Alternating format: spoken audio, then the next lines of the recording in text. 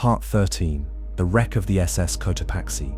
In the long ledger of ocean mysteries, some stories lie forgotten for decades, lost beneath the weight of time, but others return, rising like ghost ships from the deep, challenging the boundaries between history, myth, and the strange space in between. One such story is that of the SS Cotopaxi, a steam-powered freighter that vanished in 1925 while sailing through the Bermuda Triangle. For nearly a century, it was one of the Triangle's most enduring unsolved cases, until something extraordinary happened. The SS Cotopaxi was a sturdy vessel. Built in 1918, she was over 250 feet long and weighed more than 2,300 tons. Named after a volcano in Ecuador, she was part of the fleet owned by the Clinchfield Navigation Company and was primarily used to transport bulk cargo such as coal, lumber, and metal. Her design was reliable, and she had seen years of safe voyages along the Atlantic coast and into the Caribbean. On November 29, 1925, she left Charleston, South Carolina, bound for Havana, Cuba, carrying a cargo of coal and a crew of 32. The weather was reportedly rough that day, but nothing the ship hadn't handled before. It was captained by a man named W.J. Meyer, a seasoned sailor with decades of experience. The Cotopaxi's route would take her directly through the region we now call the Bermuda Triangle, though back then, the term hadn't yet been coined. It was just another patch of ocean. 2 days later, on December 1st, the Cotopaxi radioed a distress signal. The message was brief and somewhat vague, indicating that the ship was taking on water and listing heavily. It was never heard from again. For decades, no trace of the Cotopaxi was ever found. The ship simply disappeared. No wreckage, no bodies, no flotsam, just a final transmission and silence. Over time, her name began to appear in books and documentaries about the Bermuda Triangle, one of the classic cases, often listed alongside Flight 19 and the USS Cyclops. The Cotopaxi became a symbol of the Triangle's strange reputation, a large vessel vanishing without a trace in a region that seemed to swallow everything it touched. But the story didn't end there. In the early 1980s, a strange incident was reported off the coast of Cuba. Local authorities spotted a large freighter drifting aimlessly in restricted waters. It was rusted, empty, and eerily silent. Attempts to hail the ship failed. When the Cuban Coast Guard boarded the vessel, they found no crew, no logbook, and no functioning equipment. The ship had no identification markings and was in a state of considerable decay. It was towed to port, but no conclusive origin was ever established, and so it became a mystery of its own, a ghost ship without a name. Then in 2015, a marine archaeologist named Michael Barnett was reviewing shipwreck data in the waters off St. Augustine, Florida. He and his team had been studying a wreck discovered in the 1980s, located roughly 35 miles off the coast. It had long been believed to be one of many unidentified vessels that ran aground or sank in the area over the years. But something about the wreck's location, construction, and materials kept tugging at Barnett's curiosity. After years of comparison and archival research, Barnett discovered that the dimensions of the wreck, the boiler layout, and specific construction features matched precisely with those of the SS Cotopaxi. But there was more. He uncovered a document, an overlooked distress signal sent by the Cotopaxi on the day it disappeared. The coordinates listed in that message placed the ship near the very location of the wreck site. It had been there all along. For nearly a century, the wreck of the SS Cotopaxi sat quietly on the ocean floor, misidentified and forgotten. Its true identity only confirmed in 2020, when Barnett's findings were made public through a National Geographic documentary. After decades of speculation, the ship had been found, and with it some measure of resolution, though not all the questions were answered. What happened to the Cotopaxi remains unclear. The distress signal mentioned flooding, which suggests the ship may have encountered rougher seas than expected. It's possible the coal cargo shifted, a common hazard that can unbalance a ship and lead to capsizing. The boilers might have failed, or the hull might have breached. Whatever the cause, it seemed to have happened quickly. The fact that the ship came to rest relatively intact suggests that she sank gradually, not explosively. And yet the strange afterlife of the Cotopaxi deepens the mystery. Was the ghost ship spotted near Cuba in the 1980s a different vessel? Was it the Cotopaxi somehow carried by currents or salvaged and abandoned? Or was that incident something else entirely? An unrelated ghost story folded into the myth. Some remain convinced they were the same, though no definitive link has ever been established. Still, the rediscovery of the Cotopaxi's wreck reframes the narrative. It reminds us that even the most baffling disappearances might eventually reveal their secrets, not with a revelation, but with time. That beneath the water, the past waits patiently, slowly surrendering fragments to those who listen closely. What makes the Cotopaxi story so haunting isn't just the vanishing, it's how the ship lived on in legend, how her name became shorthand for the unknown, and how she sailed through decades of mystery before the sea finally gave her back. The Bermuda Triangle didn't claim the Cotopaxi to another world, it simply buried her in plain sight. And yet the fact that it took 95 years to find her, despite her proximity to the coast and her size, speaks volumes about the ocean's ability to hide. It also reminds us of how quickly real events can blur into folklore when answers don't come quickly. But perhaps that's what makes this part of the world so strange. Not that things disappear, but that they wait, just beneath the waves, just outside our reach, just long enough for the silence to become myth. Part 14, The Flight That Returned. Strange case of Flight 914. Some stories surrounding the Bermuda Triangle are tales of permanent disappearance, planes that take off and never land, ships that cast off and are never seen again. But once in a while, a story surfaces that flips the script entirely, a tale not of something vanishing, but something reappearing, years after it was believed lost. One of the strangest of these accounts is the case of Flight 914, a Douglas DC-4 aircraft that, according to urban legend, took off in 1955 and landed 37 years later, with its passengers still aboard. Whether you see it as a terrifying mystery, a cautionary tale, or a complete fabrication, the story of Flight 914 has haunted imaginations for decades. It begins with a routine flight and ends with a landing that defies the very laws of time. According to the most circulated version of the legend, Pan Am Flight 914 departed from New York City on July 2, 1955. The weather was clear, and the destination was Miami, Florida. The DC-4 carried 57 passengers and 4 crew members. Everything appeared normal. The aircraft took off from the tarmac, communicated with control towers as it left New York airspace, and then, nothing. Somewhere over the Atlantic coast, the plane vanished from radar. No mayday, no signal, no trace. A search was conducted. Ships scoured the sea, planes retraced the expected flight path. But there was nothing, no wreckage, no debris, no oil slick. It was as though the aircraft had simply blinked out of existence. Authorities assumed the worst. After weeks of searching, Flight 914 and all aboard were declared lost. Then, nearly 4 decades later, something impossible happened. On March 9, 1992, air traffic controllers at Caracas Airport in Venezuela were conducting a routine morning shift.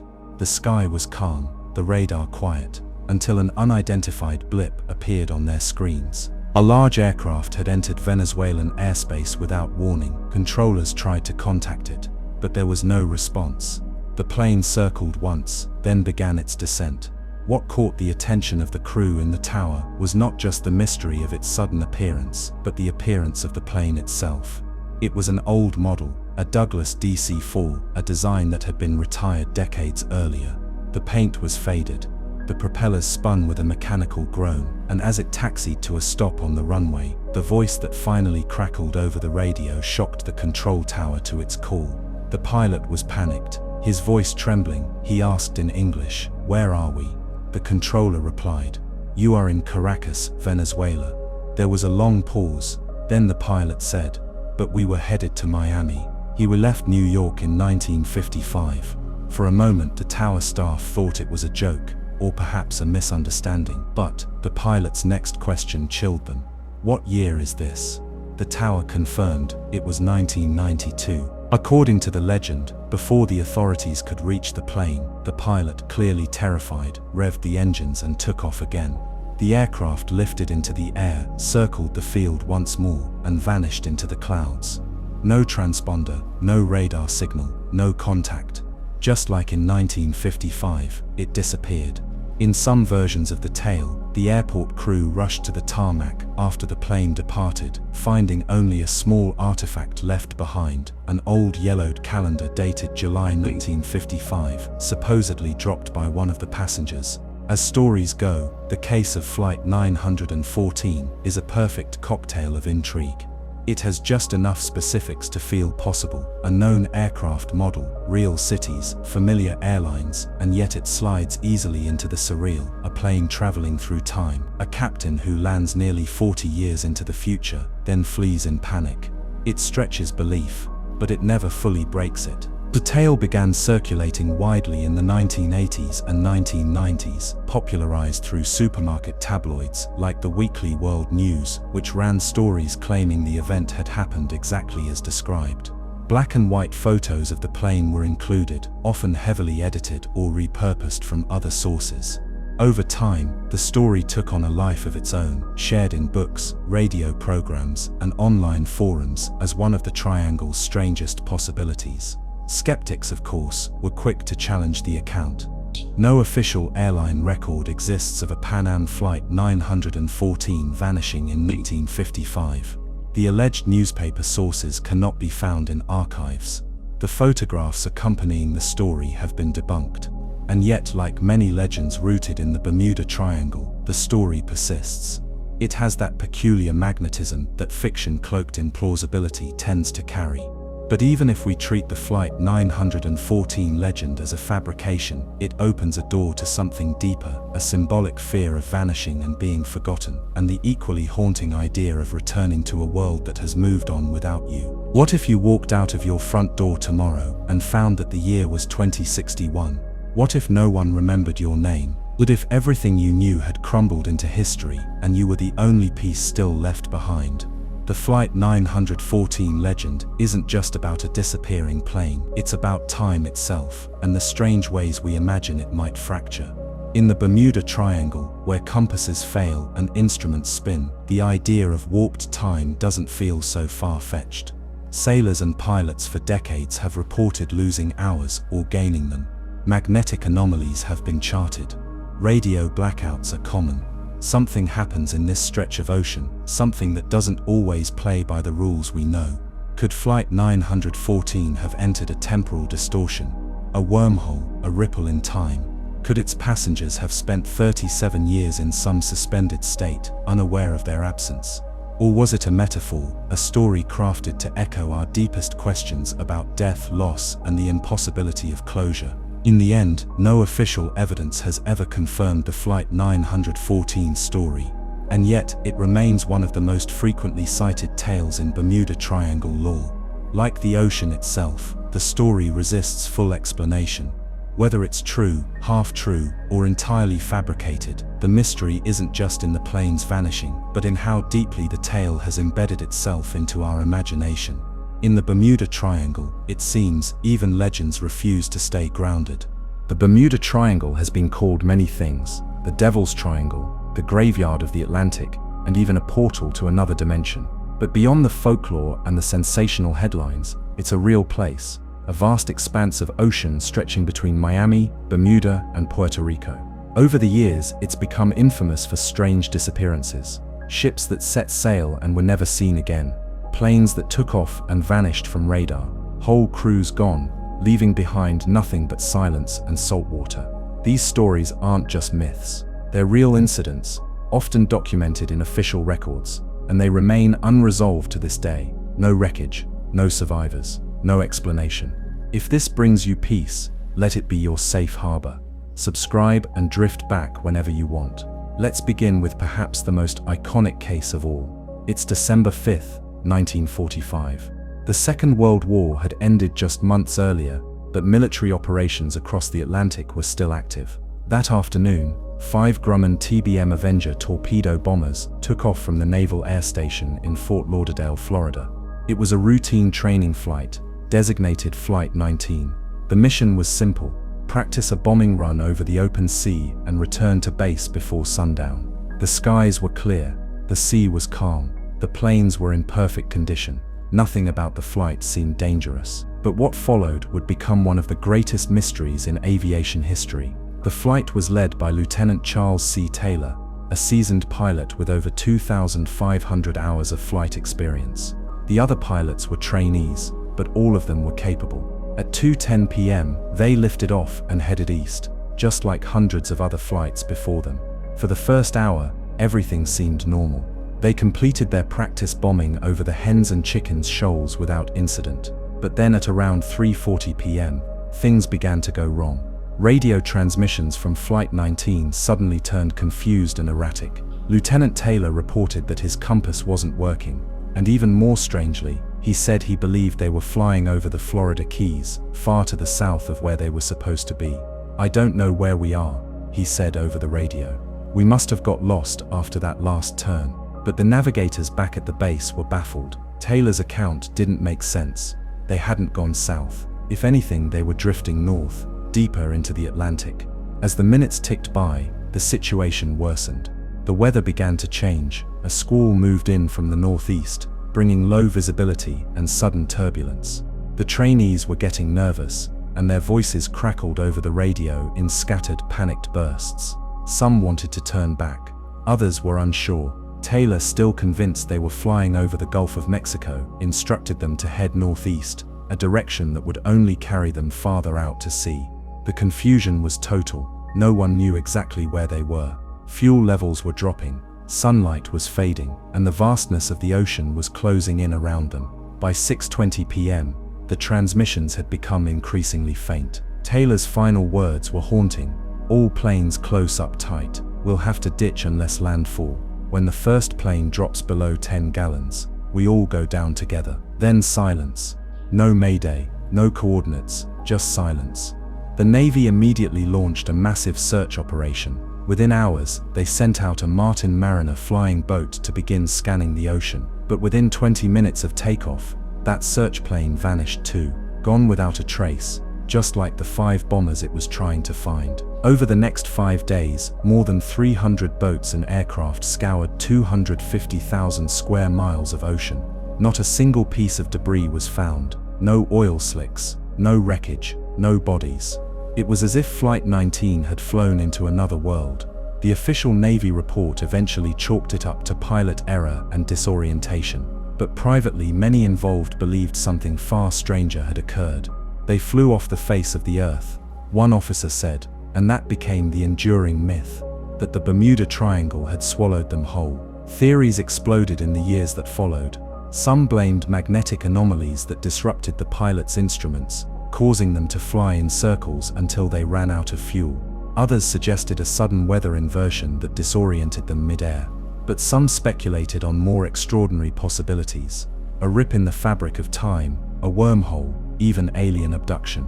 The lack of wreckage only deepened the mystery. How could 6 planes vanish in the modern era, in daylight, with no signal and no trace? In 1991, a set of TBM Avengers was discovered off the coast of Florida, raising hopes that Flight 19 had finally been found. But serial numbers proved these were different aircraft, relics from other crashes. To this day, the original Flight 19 has never been recovered. What makes the story so haunting isn't just the loss, but the atmosphere in which it occurred: clear skies, a calm sea, an experienced pilot, and yet something still went terribly wrong. There's a feeling that lingers when you read the logs, hear the static-filled final messages, and imagine the silent descent of 5 aircraft into the darkening ocean. Something about it doesn't add up, and maybe that's why it has stayed in the public imagination for so long. The idea that even in a controlled environment, with trained military personnel, technology, and preparation, the Triangle doesn't play by the rules. Some say the Bermuda Triangle is just a myth, that statistically it's no more dangerous than any other part of the ocean. But stories like Flight 19 persist because they reveal something deeper than data. They tap into the human fear of the unexplained, of getting lost, of being erased, and perhaps most chillingly, of calling for help and no one answering. Flight 19 remains one of the most baffling disappearances in American naval history, and yet it's just the beginning. Part 2: The Witchcraft Yacht Disappearance. The story of Flight 19 is the one most people know, the one taught in documentaries, whispered about on internet forums, replayed in the minds of aviation enthusiasts and skeptics alike. but it's far from the only case. In fact, one of the strangest disappearances in Bermuda Triangle history didn't involve a military mission or stormy skies at all. It was a quiet, still evening, a calm sea, and a luxury yacht named Witchcraft, captained by a man who knew the waters better than most. He made a single routine radio call for help, and was never seen again. It's the day after Christmas, December 22nd, 1967. The sun is beginning to set over Miami, casting warm golden light across the water. It's the kind of evening that draws people to the sea. That's when 23-year-old Father Patrick Horgan and a seasoned yachtsman named Dan Barak boarded the Witchcraft, a sleek 23-foot cabin cruiser fitted with a powerful engine, a reinforced hull, and all the safety features you'd expect from an experienced boater's pride and joy. Their plan was simple: take the yacht just off the Miami coast to admire the Christmas lights from the waterline. A relaxing cruise, nothing more. Barak was no amateur. He was a millionaire, a respected businessman, and a skilled sailor. His yacht was fully stocked with life jackets, flares, emergency supplies, and even a special flotation device designed to keep it afloat in case of hull damage. There was no urgency, no weather warning, no heavy seas. In fact, conditions were perfect. The waters were so calm, it was described as glass smooth. What happened next has puzzled investigators and maritime historians for decades. At exactly 9 p.m., just a mile offshore, a literal stone's throw from Miami Beach, Barak radioed the Coast Guard. His message was brief and composed. He reported that they had hit something, possibly a submerged object, and that the vessel might need a tow. But here's what's chilling. Barak emphasized that there was no panic. The boat wasn't sinking. Everyone was safe. The call was more precautionary than urgent. "We need some assistance," he said, "not an emergency." The Coast Guard responded quickly, dispatching a patrol boat immediately. Within 19 minutes, they reached the exact coordinates Barak had given, but there was nothing. No sign of the Witchcraft, no flares, no floating debris, no lights on the horizon. Nothing but the quiet slap of waves and the echo of an unanswered call. Stunned, the Coast Guard began a thorough search, expanding the radius outward in concentric rings. They kept searching all night, the next day, and the day after that. For 6 straight days, aircraft and boats scanned 1,200 square miles of ocean. Not a single trace of the yacht was found. What made the Witchcraft disappearance so deeply unsettling wasn't just that it happened so close to shore, or that it occurred in ideal weather. It was the total lack of debris. The boat had built-in buoyancy. Even if it had somehow capsized, it should have remained partially afloat. Emergency flares should have been visible for miles. Personal items should have surfaced. But there was absolutely nothing. It was as if the ocean had opened up and swallowed the vessel whole, erasing it and its passengers from existence in less than 20 minutes. Investigators were baffled. How could a sturdy yacht disappear within sight of Miami's skyline? It wasn't in deep open water. It wasn't hundreds of miles out. It was there near the harbor, in one of the most heavily trafficked stretches of water in Florida. Several explanations were floated: a sudden mechanical failure, a hull breach, even a rogue wave. But each possibility fell apart under scrutiny. The boat wasn't moving fast enough to suffer major impact damage. It was cruising slowly, close to shore. There were no reports of rough water, no signs of collision from other vessels, and even in a worst-case scenario, the Witchcraft was designed to stay afloat. What made things worse was the eerie calm of Barak's radio call. He didn't sound afraid. He didn't report flooding, just a soft-spoken request for a tow.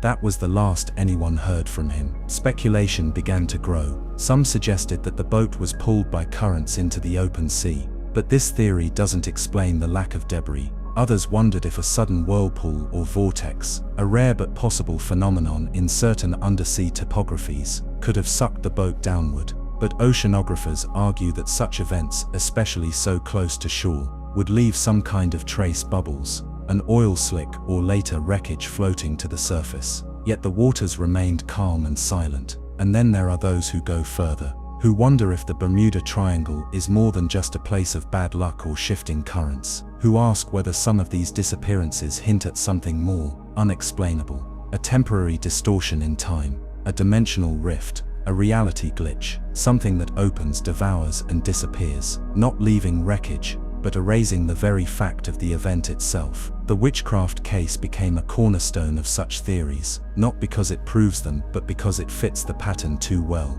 Clear weather, calm seas, no panic, a brief final call, and then oblivion. In the decades since, the witchcraft has never been found. No part of the hull, no life jackets, no logs, no bodies. In maritime terms, it's considered lost with all hands, a cold clinical phrase that hides the horror beneath it. Father Horgan and Dan Barak simply vanished, and every time you look out at the Miami shoreline, where skyscrapers glow and beachgoers wander past the waves, it's strange to think that just a mile out, in the middle of calm water, something once disappeared without a sound. The Bermuda Triangle is full of stories like this. Not all of them are as famous as Flight 19. Some barely made the news, but these quiet disappearances, where no storms howl and no wrecks surface, are perhaps the most unsettling of all, because they leave behind not just grief, but questions, endless questions, and sometimes, late at night, the ocean feels like it remembers them, keeping their secrets just beneath the surface.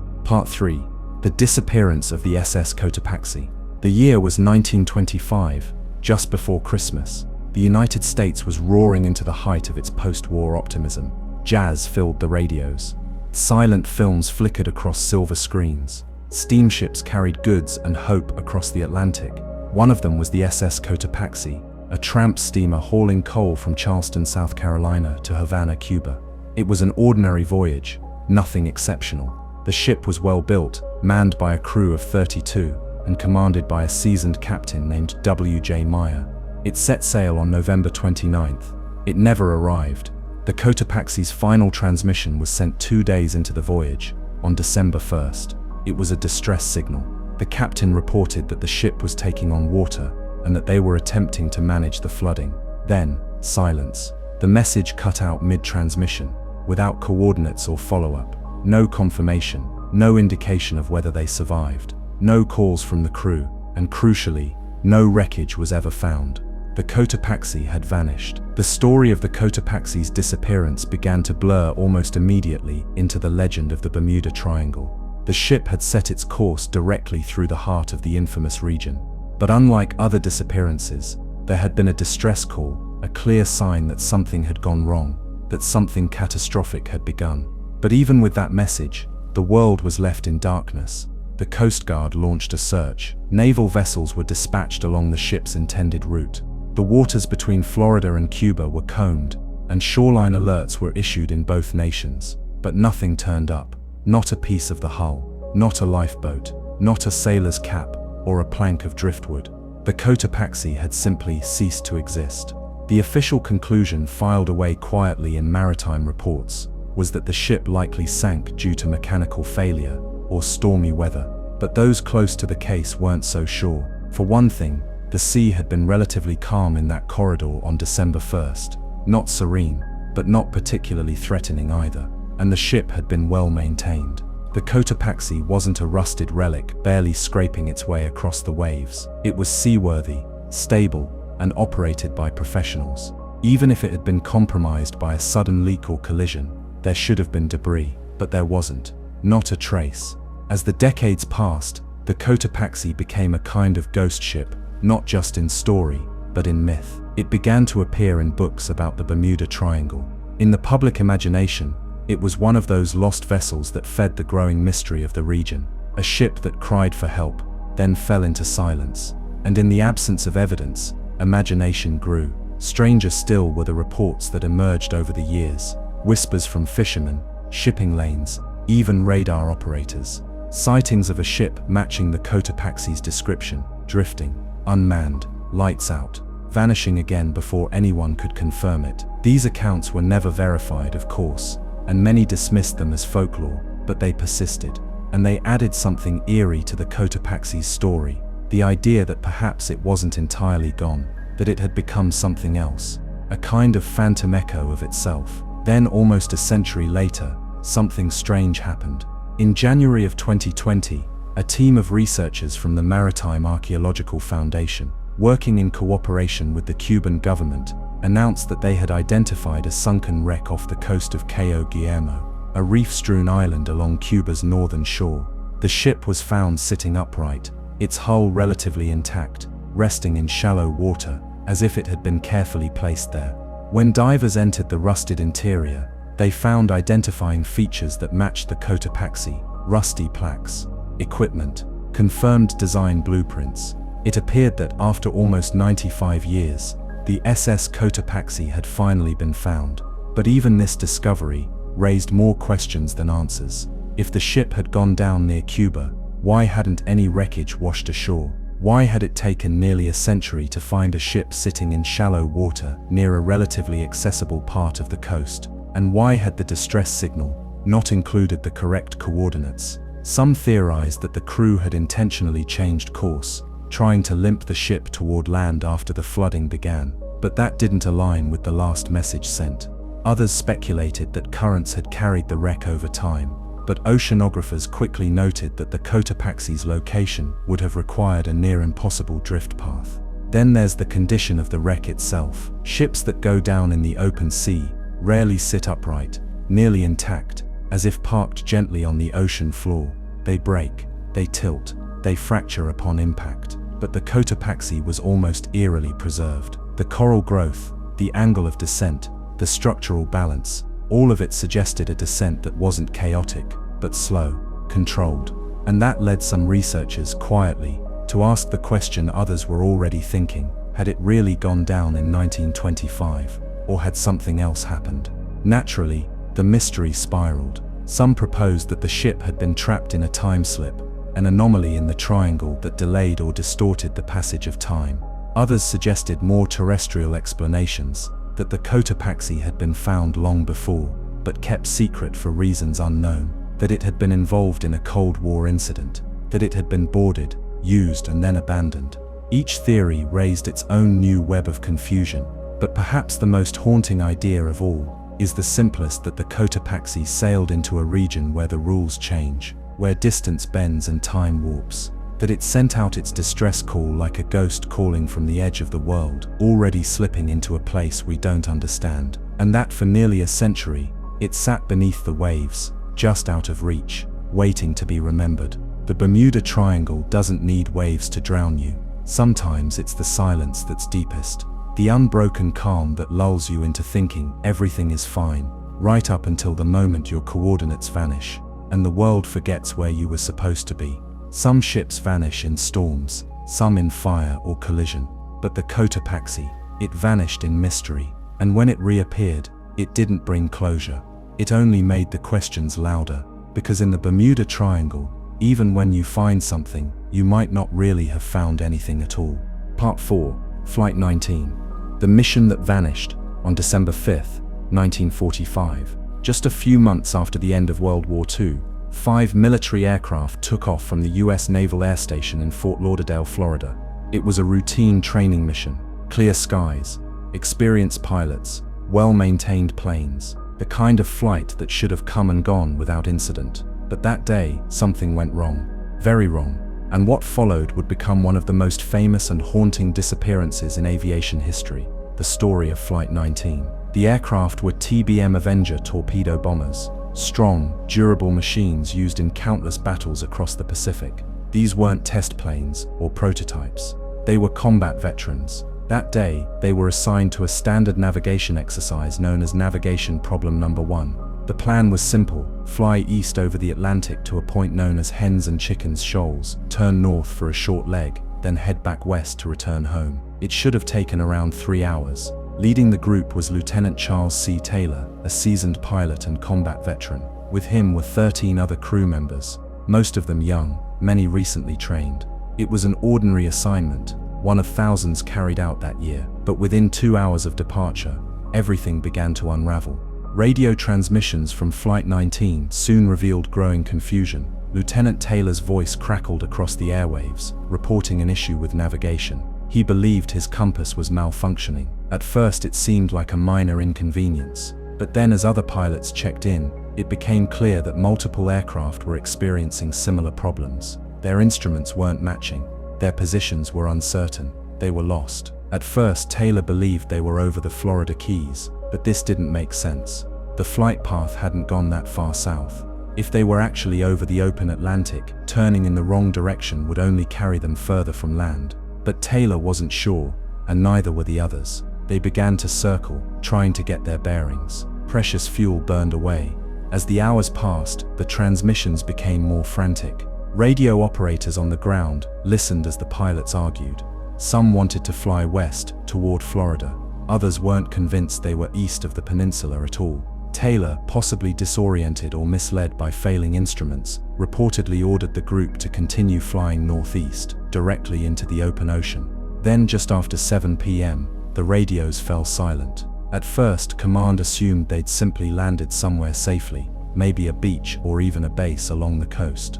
But as night fell and no word came, concern turned into alarm. Within an hour, a massive search and rescue mission was underway. The Navy scrambled aircraft and ships. They searched every likely route, calling into every airfield, scouring the sea for flares, lifeboats, debris. Nothing. Then the mystery deepened. One of the search planes, a Martin PBM Mariner sent out with 13 crew aboard, also vanished. Less than 20 minutes after takeoff, it disappeared from radar. No distress call, no explosion witnessed. It simply ceased to exist. That brought the total missing to 27 men, 5 planes from Flight 19, and 1 rescue aircraft, all gone. In the days that followed, the military launched one of the largest air and sea searches in US history. For 5 days, ships and aircraft combed over 250,000 square miles of ocean. No wreckage, no oil slicks, no bodies, not even a single life vest. The ocean had swallowed Flight 19 whole. The official Navy report, released weeks later, struggled to explain the event. Initially, they blamed pilot error, suggesting that Taylor had led the squadron astray, but this explanation didn't satisfy many. Taylor was a combat-tested pilot. Why would he ignore his training and fly away from land? And what about the other pilots? Why didn't any of them break formation and head home? Then there were the compasses. Multiple reports suggested that instruments had failed across several aircraft, almost simultaneously. And the rescue plane, why had it vanished without a trace? Eventually, the Navy changed the report's wording to something more chilling: cause unknown. Theories began to multiply. Some suggested magnetic anomalies, regions where Earth's magnetic field behaves erratically, confusing compass readings and disrupting instruments. The Bermuda Triangle is notorious for such stories, though scientific evidence remains sparse. Others pointed to weather. Some reports claimed sudden squalls had moved in that day, catching the flight off guard. But this didn't explain the lack of debris. Even in a storm, pieces float. Something should have surfaced, and nothing ever did. Then came the more speculative ideas: time slips, dimensional distortions, alien interference. These theories, though unprovable, began to circulate in books and documentaries. There was something eerie about the fact that not just 1, but 6 military aircraft had vanished in one afternoon. 5 bombers, and the very planes sent to rescue them, all without a trace. The sea was calm, the visibility decent, and yet it was as if the triangle had opened a doorway and Flight 19 had flown right through it. Some pointed to the idea of a vortex, a spatial phenomenon that warps time or space itself. Others spoke of pockets of methane gas erupting from the ocean floor, creating unstable air pockets and dragging vessels beneath the surface. Still others insisted it was psychological, mass disorientation, compounded by equipment failure and groupthink. But none of these explanations accounted for everything. Something was always missing. Some detail didn't quite fit. Even today, the exact fate of Flight 19 remains unknown. Over the years, bits of wreckage have washed up along Florida's coast, but none have ever been definitively linked to the lost squadron. Museums and military archives still hold files on the case, filled with grainy photos, scribbled notes, and radio transcripts that end in static. What haunts people most is the radio log, the moment where Taylor, calm but uncertain, says, "We don't know where we are. Everything is wrong. Strange. The ocean doesn't look as it should." And later, "We are entering white water. Nothing seems right. White water, strange ocean, compasses failing." All of it echoes the legends, the whispers about the triangle being more than just a geographic region, but a veil between places. A place where navigation collapses and certainty dissolves, where technology fails and intuition leads you deeper into the unknown. For decades, Flight 19 has stood as the Bermuda Triangle's most iconic disappearance. not just because it was real, well documented, witnessed, confirmed, but because it resists all tidy conclusions. These were trained soldiers. This was US military hardware. This was not a ghost story from an old sailor. This was modern, witnessed, recorded. And yet, it's as if they vanished into folklore while we watched. In the years since, the tale of Flight 19 has taken on symbolic weight, not just as a mystery, but as a reminder that for all our charts, satellites, and instruments, there are still places where the world doesn't behave as it should, where direction fails, where rescue never comes, where something waits, unseen and unanswered. And perhaps it always will. Part 5. The Carroll A. Deering. A ghost ship with no crew. On January 31st, 1921, a 5-masted schooner named the Carroll A. Deering was found run aground on the treacherous Diamond Shoals off the coast of North Carolina. Her sails were still up, her galley still stocked, and a fresh meal appeared to have been prepared. But there was one detail that turned this from a simple maritime mishap into one of the strangest and most enduring mysteries of the 20th century. The ship was completely abandoned. Not a soul remained on board. Her entire crew had vanished, leaving no explanation, no distress signal, and no clue as to where they had gone. And this wasn't just any ghost ship. It had sailed directly through the area now known as the Bermuda Triangle. The Carroll A. Deering was built in Bath, Maine, in 1919, one of the last great schooners of the American sailing era. She was big, solid, made for hauling cargo across long distances. By the time she departed Rio de Janeiro in late 1920, she was carrying a load of coal bound for the eastern United States.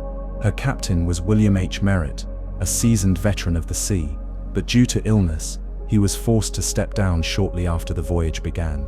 His replacement was Captain Willis Wormel, an older man with decades of experience, accompanied by a new crew including a first mate named Charles B. McClellan. The trip itself was reportedly uneventful until the ship rounded the southeastern coast of the United States. On January 29, 1921, the Deering hailed a lightship near Cape Lookout, North Carolina. But it wasn't Captain Wormel who made contact. It was a crewman who didn't identify himself, reporting that the ship had lost its anchors and needed help getting into port. Strangely, the lightship's keeper reported that the man who hailed them had seemed suspicious, not like an officer.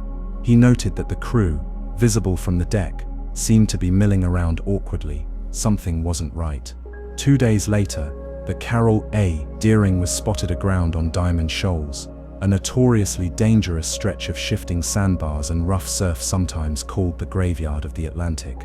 Rescue teams weren't able to board immediately due to the rough seas, but when they finally did, what they found sent a chill down their spines. The ship was intact. Her hull showed no signs of violent weather. Her cargo was untouched.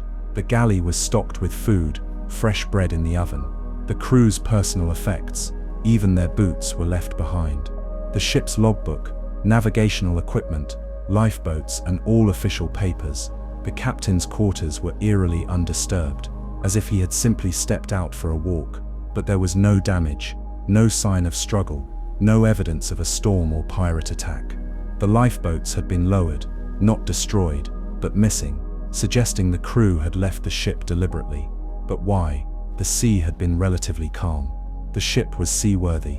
Abandoning a vessel in those conditions was against every rule of maritime sense. The authorities searched the surrounding waters for weeks. No wreckage from the lifeboats. No survivors. No bodies. Nothing. The Deering's eerie state and unexplained abandonment immediately drew widespread attention.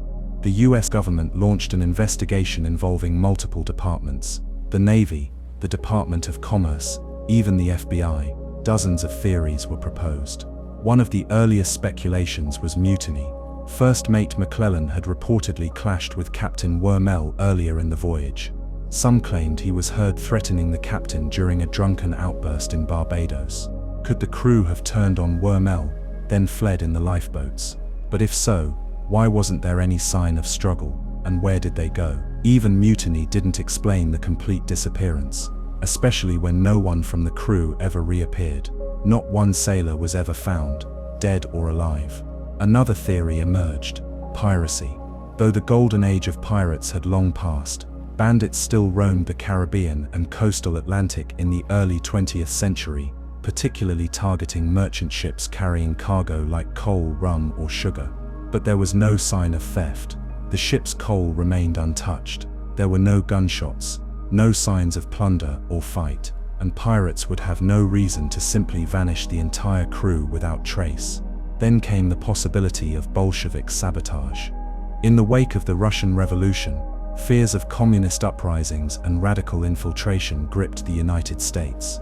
Rumors swirled that Soviet agents were attempting to incite rebellion among merchant seamen.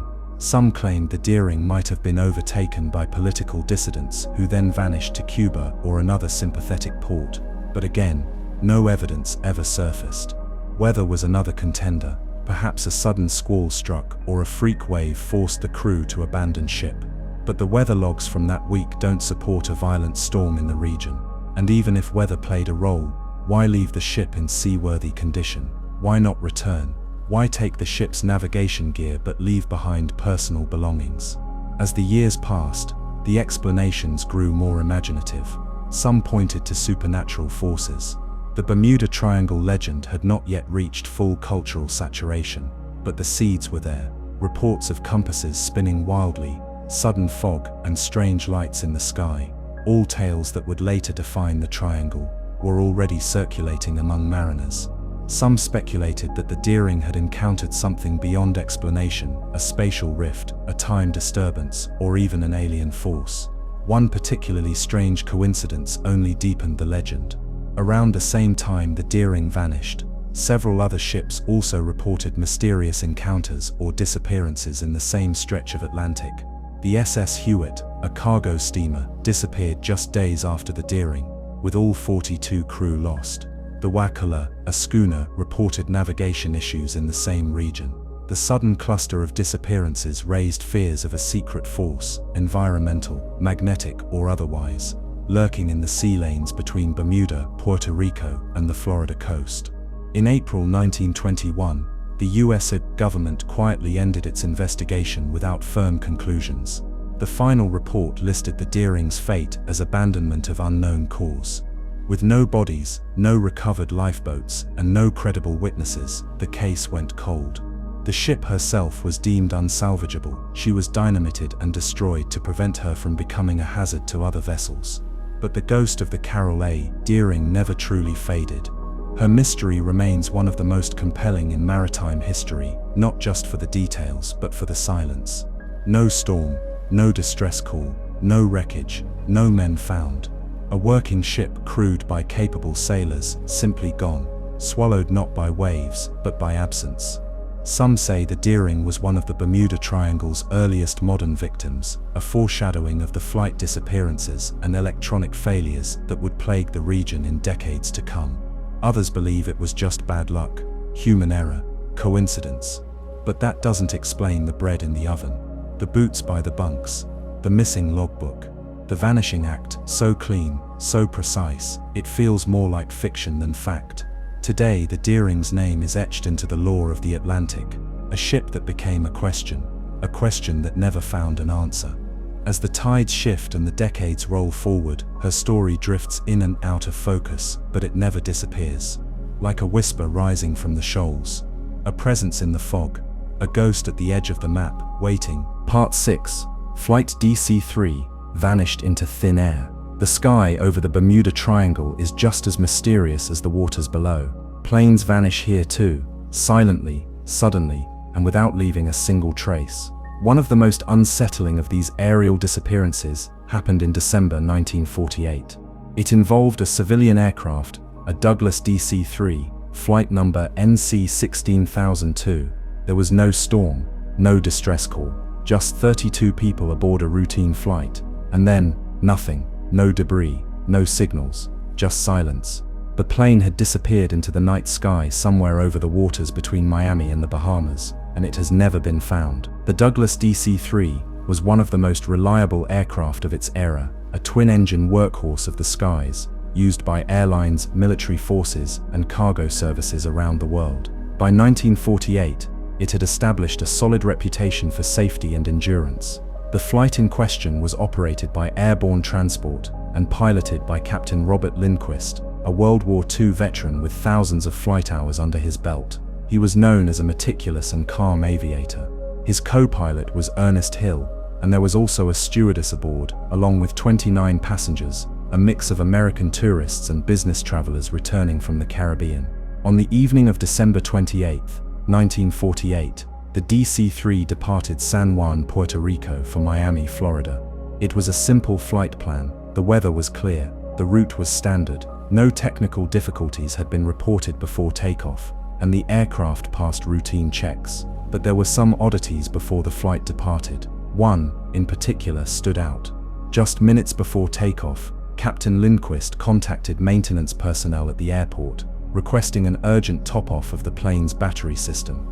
He reported that the battery was low, which could potentially affect the radio and navigational instruments. The request was approved, but due to time constraints and communication issues, the battery may not have been fully recharged. Some experts later speculated that this failure to ensure a full charge could have played a role in the disappearance, though how exactly remains unclear. At 10:03 p.m., the DC-3 took off from San Juan. For most of the journey, all seemed normal. The plane maintained regular radio contact with air traffic control, reporting position checks as it moved northwest over the open water. At 11:23 p.m., just 50 minutes before its scheduled arrival in Miami, the flight made its final transmission. Captain Lindquist calmly reported that the DC-3 was 50 miles south of Miami, flying at 8,500 feet, and expected to land on schedule. There was no indication of trouble, no mention of weather concerns, no sense of urgency in his voice. Everything seemed fine. That was the last anyone ever heard from Flight NC 16002. As the minutes passed, then the hours, and the plane failed to arrive in Miami, authorities scrambled. Air traffic controllers attempted to make contact. Radar showed no sign of the aircraft. Search and rescue teams were launched before dawn, scouring hundreds of miles of ocean between Miami and the Bahamas. Planes flew grid patterns. Navy ships were dispatched. Coast Guard cutters joined in. For 5 days, the search continued, but nothing was ever found. Not a single piece of wreckage, not a single life raft, no oil slick, no signal. It was as if the plane had never existed. The investigation, led by the Civil Aeronautics Board, was thorough but ultimately inconclusive. Several potential explanations were considered. The first was mechanical failure. Though the DC-3 was a sturdy aircraft, it was not immune to engine trouble or instrument malfunction. If the battery had indeed been low, and the electrical systems began to fail mid-flight, the pilots could have lost both radio contact and navigational accuracy. But if the engines failed, the plane would have likely glided for some distance before impact. In such a scenario, debris should have been found, but there was none. Weather was also examined. Some reports suggested the possibility of scattered storms or turbulence along the route, but nothing extreme enough to cause an immediate crash. Pilots are trained to handle brief periods of turbulence. Even if lightning struck the plane, or it encountered a sudden updraft or downdraft, some trace would have been expected. But again, no wreckage, no distress call, no answers. Another theory pointed to magnetic anomalies. The Bermuda Triangle has long been associated with sudden compass deviations and unexplained navigational issues. Could the plane's instruments have been affected by an uncharted magnetic field? Some reports from other pilots in the region suggest they had experienced strange compass behavior around the same time. If Flight NC 16002 had unknowingly veered far off course, it may have entered deeper into the Atlantic than anyone realized, meaning search teams were looking in entirely the wrong place. A darker theory emerged: sabotage or hijacking. Some speculated that someone aboard the flight could have taken control of the plane, either forcing the pilots to change course or interfering with equipment. There was, however, no evidence of such a plot, and no known political motive. Others theorized that the plane may have been hijacked and flown to a remote airstrip or hidden location in the Caribbean. But again, no proof, no survivor stories, no radar signatures, just rumors. In the decades that followed, the disappearance of Flight NC 16002 became part of Bermuda Triangle folklore. Unlike many triangle cases, this one was recent enough. and well documented enough to attract serious attention. Newspapers followed the story. Families pleaded for answers. Aviation experts debated every scrap of data. But the deeper they searched, the more the facts seemed to blur into mist. There were no sonar pings, no personal effects, just that final, ordinary radio call 50 miles out. Everything normal, and yet everything was not. The strangest aspect of this story isn't what we know, it's what we don't. Planes crash, yes. Storms hit, engines fail, but even in those tragedies, something is usually found. A wing, a suitcase, a nameplate. In this case, there was none of that. 32 people vanished into the night sky, over calm waters, with no warning, no sound and no return.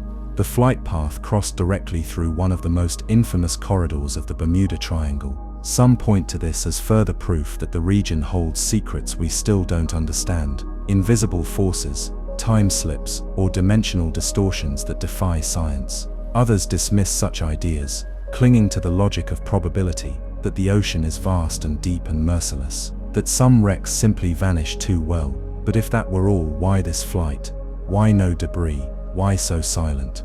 Even today, the file on flight NC 16002 remains open. Occasionally rumors surface, a DC-3 sighted in a jungle, a plane-shaped object spotted in the deep. None have been confirmed. The sea has kept its silence.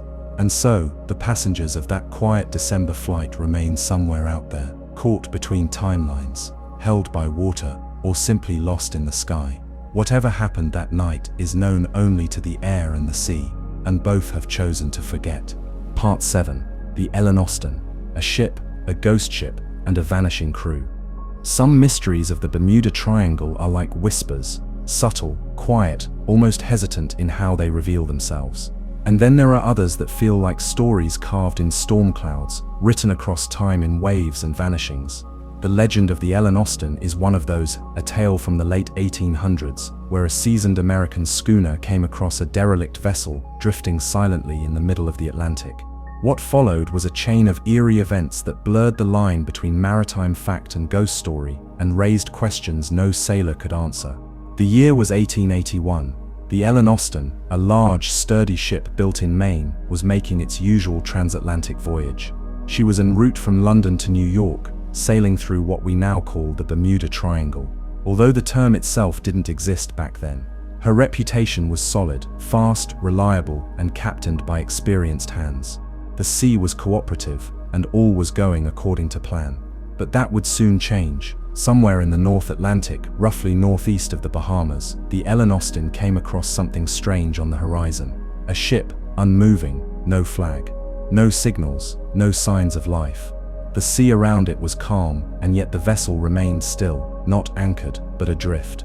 From a distance, it looked intact. Its sails were partially set, and the hull seemed undamaged. But there was something off. A kind of stillness too still, like a breath being held for too long. Curious, and perhaps a bit cautious, Captain Baker of the Ellen Austin ordered his crew to approach.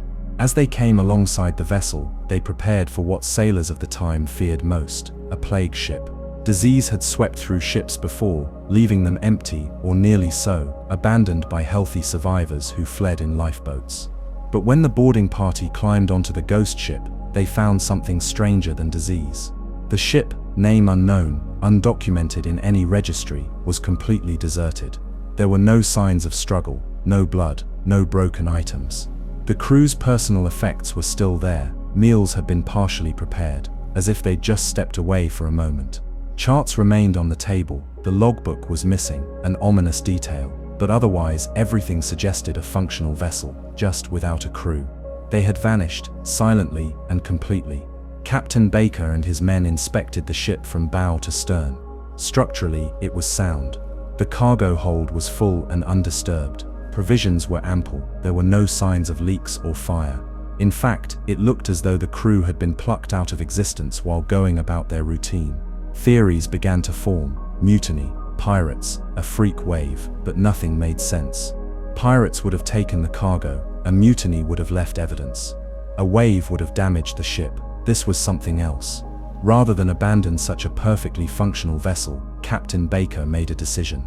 He placed a prize crew aboard, a team of his own sailors who would pilot the derelict to New York under the guidance of the Ellen Austin. The plan was simple: the two ships would sail in tandem the rest of the way. That way, the Ellen Austin would not only complete its journey, but gain the additional value of salvaging a full ship and its cargo.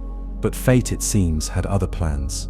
For the first 2 days, things went smoothly. The weather held, and both ships made good progress. The distance between them was steady, always visible, always within signaling range. But on the third day, as a thick fog began to roll in from the east, something changed. The wind dropped, the sky grew eerily still, and when visibility returned, the derelict, now manned by Baker's own crew, was gone. Vanished. Captain Baker was stunned. There had been no sign of a storm, no distress signal, nothing to suggest anything had gone wrong. He altered course, scanning the horizon. Search parties were launched. Signal flares fired into the sky. Hours passed, then finally, the ship was found again, adrift once more. But this time, it was empty. Again, the prize crew was gone. Just like the original crew before them, the ship was boarded again. Everything was in place. Charts, supplies, cargo, but not a single human aboard. There were no signs of panic or violence. The deck was clean, tools lay untouched. The wheel had been tied in position. It was as if the men had simply stepped off into the air, now disturbed, but still determined. Baker selected a second prize crew from his ranks. Perhaps, he thought, the first team had fallen victim to desertion or some hidden force. He took precautions this time. Signaling systems were set up, and the two ships stayed even closer. The new crew boarded the ghost ship, and the journey resumed. But then the storm came, not a mild one, either. A violent squall that came out of nowhere, as if summoned by some unseen hand. Rain lashed the decks. Waves rose and slammed against the hull. For nearly 2 days, the Ellen Austin fought to stay upright. When the weather cleared, the ghost ship was gone. This time, it didn't come back. Captain Baker and the Ellen Austin reached New York alone. The mystery ship and both of her prize crews were never seen again. Some versions of this story suggest the derelict was eventually found again, drifting, empty for a third time. But there's no hard record of this third encounter. Most agree that after the storm, the ship disappeared for good, swallowed by the sea or by something beyond it. Skeptics have tried to deconstruct the story over the years. They argue that the Ellen Austin was a real ship, yes, and she did sail those waters. But that the tale may have been embellished by retellings over time. That the derelict was just a normal vessel with a normal explanation. Maybe the crew abandoned ship, maybe there were storms or navigational errors. Maybe there was no second or third crew at all. But what then of the repeated vanishings? Of the silence on board, of the meals still on the table? The problem with dismissing this story as just folklore is that it behaves like history. The names, the dates, the locations, they align. The Ellen Austin was a documented ship, and her route through that section of the Atlantic was a real and often traveled one. If this is just a legend, it's an unusually detailed one, with layers too consistent to be random fiction. What happened aboard that nameless derelict remains unknown. Were the sailors lost to madness, leaping overboard in a fog of confusion? Were they taken by storm, by force, or by something else? Could there have been a parasite aboard, a sickness of the mind, spreading in silence? Or was the ship itself cursed, tainted by something old and unspoken, waiting in the water for its next crew? In the years since, sailors have spoken of death ships and vessels that carry bad luck. Some say the ocean remembers. But there are places where the veil is thinner, where reality shifts, and men disappear without a splash. The Bermuda Triangle, they say, is one of those places. The Ellen Austin survived, but the men she left behind, twice, were never found again. And the ship they boarded, it sailed into legend, trailing behind it a silence that has yet to be explained. Sometimes, the sea doesn't take you all at once. Sometimes, it waits, and it whispers.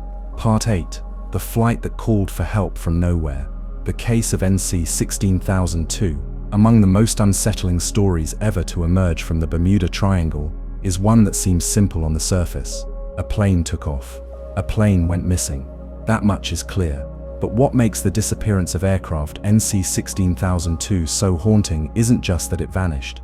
It's what happened after. When the plane, long gone, supposedly made contact again, as if refusing to accept its fate, reaching out through static and silence from somewhere it could no longer be. The story begins on December 28, 1948. The aircraft was a Douglas DC-3, one of the most reliable passenger planes of its time. It was operated by Airborne Transport and was scheduled for a short nighttime flight from San Juan, Puerto Rico to Miami, Florida. The pilot was Captain Robert Lindquist, a seasoned World War II aviator with over 8,000 hours of flight time. His co-pilot was Ernest Hill, equally capable. There were 29 passengers on board that night. Men, women, children, holiday travelers eager to return home after the Christmas season. The flight was routine. The weather was good. The sky was mostly clear, and visibility was excellent. The DC-3, while not a modern jetliner, was in good working order, at least according to its last inspection. At 10:03 p.m., the plane took off from San Juan, its engines humming steadily as it climbed into the darkness over the Caribbean. For more than 3 hours, all went as expected. The crew checked in with air traffic control as they passed checkpoints over the ocean. Nothing was amiss. No problems were reported. But then, just 50 miles from the Florida coast, the aircraft disappeared. There was no mayday, no distress call. One moment, NC 16002 was flying normally. The next, it simply wasn't there. Radar never picked up the plane again. Miami Control tried repeatedly to make contact. No response. The airwaves were silent. As dawn broke, a massive search effort was launched, covering thousands of square miles across the Florida Straits and the Bahamas. Boats, planes, and rescue teams combed the waters. They found nothing. No debris, no oil slick, no bodies, no trace that the plane had ever been there. For weeks, theories swirled. Some speculated that Lindquist had miscalculated the fuel reserves, or that mechanical failure had caused the aircraft to go down suddenly. But the DC-3 had no history of serious problems, and the flight was short enough that fuel wasn't likely to be an issue. Others proposed that wind drift had pushed the plane off course into remote waters beyond the search zone. But none of those explanations could account for what came next. Because according to several radio operators, including some at Miami Control, something strange happened. Hours after the plane had vanished, they received a signal. A weak one, faint but unmistakably real. The voice on the transmission claimed to be from flight NC 16002. It was scratchy, distorted, and full of static, but the identifier came through clearly. The speaker sounded confused, asking for position data, as if unsure of where they were. Then the voice faded, replaced by a burst of static. Control operators frantically tried to respond, but nothing came back. Then, again, a few moments later, the signal returned. This time, it was garbled and broken, but the key message got through. We seem to be lost, cannot see land, low on fuel. The voice was calm, too calm perhaps, and it repeated the flight number. It matched the tone and phrasing used by pilots. But that wasn't the strange part. The strange part was that this transmission was received several hours after the DC-3 should have run out of fuel. By that time, even if the plane had continued flying on fumes, it should have been long submerged. The range didn't make sense, nor did the source of the signal. The request was granted. If he had taken off without full tanks, it might explain a mid-air failure. Yet even then, the location of the last confirmed communication didn't match any expected fuel limits. And besides, there was still the question of the second voice, the one that came after. In the decades since the disappearance of flight NC 16002, the incident has remained one of the Bermuda Triangle's most quietly disturbing mysteries. Not because the plane vanished, many have, but because it seemed to come back, briefly, as if trying to remind us that it had existed, that there had been people on board, that their story wasn't finished, even if the world had already closed the book. Some say the transmission was a psychic imprint, a ghostly echo, not of the plane, but of the fear, that sometimes when an event is sudden and terrifying enough, it leaves an impression, a call for help imprinted on the frequencies of the world. Others suggest that whatever took the plane never fully claimed it, that it drifted stuck in some atmospheric or dimensional rift, trying to break through, trying to call home. The mystery of NC 16002 endures not just because of what happened, but because of when it happened. Because in the silence that followed its vanishing, the world received one last whisper. A whisper that said, "We're still here, we're still flying, but we don't know where we are." Part 9. The unfinished journey of the Witchcraft. On a clear December night in 1967, a luxury cabin cruiser named Witchcraft slipped quietly out of Miami's marina, its lights gleaming over the still waters of Biscayne Bay. At the helm was Dan Barak, a wealthy local businessman, accompanied by his friend Father Patrick Horgan, a Catholic priest. They weren't setting out for a long voyage, just a short nighttime cruise a mile offshore to admire the city's holiday lights from the calm open sea. A peaceful ritual. No storms, no rushing tides. But Witchcraft would never return. And what makes this disappearance one of the Bermuda Triangle's most baffling is not just the silence it left behind, but how closely it was being watched, until, without warning, it wasn't. The boat itself was a 23-foot cabin cruiser, state-of-the-art for its time, and equipped with all the necessary safety gear, flotation devices, emergency lights, 2 radios, and most importantly, according to Dan, an unsinkable hull. He was confident in that claim. Witchcraft had been specially modified with flotation gear that made it virtually impossible to go under. Even if swamped, it could take on water and still float. Around 9 p.m. that night, just offshore and still within eyesight of the twinkling lights of Miami Beach, Dan radioed the Coast Guard. His message was calm, composed, no panic, no distress. He simply said, "We seem to have hit something. We'll need a tow. That's it." When the Coast Guard responded to confirm the coordinates, Dan gave them just off the nearby navigation buoy, less than a mile from the harbor. He added, "We're not in any immediate danger," and that was the last anyone ever heard from Witchcraft. The Coast Guard arrived at the location within 19 minutes, but the boat was gone, not drifting, not taking on water, gone. There were no flares, no lights in the dark, no debris, just calm, black ocean. Assuming the boat had simply drifted away with the current, the Coast Guard widened their search. They expanded the radius by miles. Ships combed the area, helicopters flew low with searchlights across the shoreline and into the open sea. But Witchcraft, and the 2 men aboard, had vanished completely. What followed was one of the most intensive searches in Coast Guard history. Over the next 6 days, more than 24,500 square miles of ocean was scanned. They found nothing. Not a single piece of wreckage, not a cushion, not a seat, not a bottle, not a belt, nothing. How does a large boat vanish just 1 mile from shore in perfect weather within 20 minutes? How does it do so without a splash, without leaving even the faintest trace? Some believed that the boat must have capsized suddenly, or perhaps an underwater collision caused it to take on water quickly. But again, the hull had been specially designed not to sink. Even if the boat broke apart, it should have left floating debris. At the very least, one of the many life jackets or cushions should have been spotted in the current. It wasn't. Others speculated that something more violent had occurred, a sudden explosion perhaps, or an encounter with a rogue wave.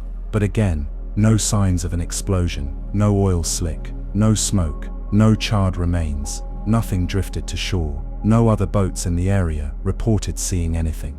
There were no distress signals beyond that first call. The boat had 2 working radios, yet no further contact was made. The flares remained unused. Whatever happened to Witchcraft, if anything did at all, must have been instantaneous. Not just a disaster, but a vanishing act. And yet there was something else strange about the case. The exact location that Dan had radioed from was well within visual range of the coast. This wasn't deep ocean. This wasn't a lonely stretch of the triangle between Bermuda and Puerto Rico. This was Miami, a major city with a well-trafficked coastline, ships coming and going, tourists along the beach. Someone should have seen something, but no one did. The Coast Guard eventually closed the case. With no wreckage and no evidence of foul play, the disappearance of Witchcraft became yet another unexplained incident in the growing file of Bermuda Triangle anomalies. But it left behind a trail of questions. Could a whirlpool or sudden sinkhole have pulled the boat under? Geologists dismissed that theory. No such formations had been recorded in the area. Could it have been a hijacking? But by whom and why? There were no signs of struggle, and the boat disappeared too quickly for such a theory to hold weight. Some pointed to a more unconventional explanation, an electromagnetic disturbance, like those rumored to affect instruments and navigation in the Bermuda Triangle. But Witchcraft never reported any such issues. Its call was clear, precise, and mundane. "We seem to have hit something." A simple sentence, but chilling in hindsight, because it leaves a door open. What if they did hit something? Not a rock, not a sandbar, but something else. Something that waited quietly beneath the surface, that disrupted their boat, their signal, and their reality. Theories abound. Some believe the triangle is a vortex, an area of shifting magnetic fields and thin dimensional boundaries, that every so often it opens up, not to another place, but to no place. A pocket of nothing, a place you fall into, and simply cease. Others argue that the answer is far more grounded, that it was human error, a freak coincidence, a freak wave, or a catastrophic failure in a moment no one could predict. But even they can't explain the lack of wreckage, the speed, the finality. And then there's the name, Witchcraft. Some say it's just coincidence, a spooky flourish on a tragic tale, but others can't help but find it poetic, that a boat named Witchcraft would be the one to disappear in the most spell-like fashion. No explosion, no panic, just a voice on the radio, then nothing. A story swallowed whole. No one knows what happened to Dan Barak and Father Horgan that night. Their fate remains as invisible as the sea they sailed into.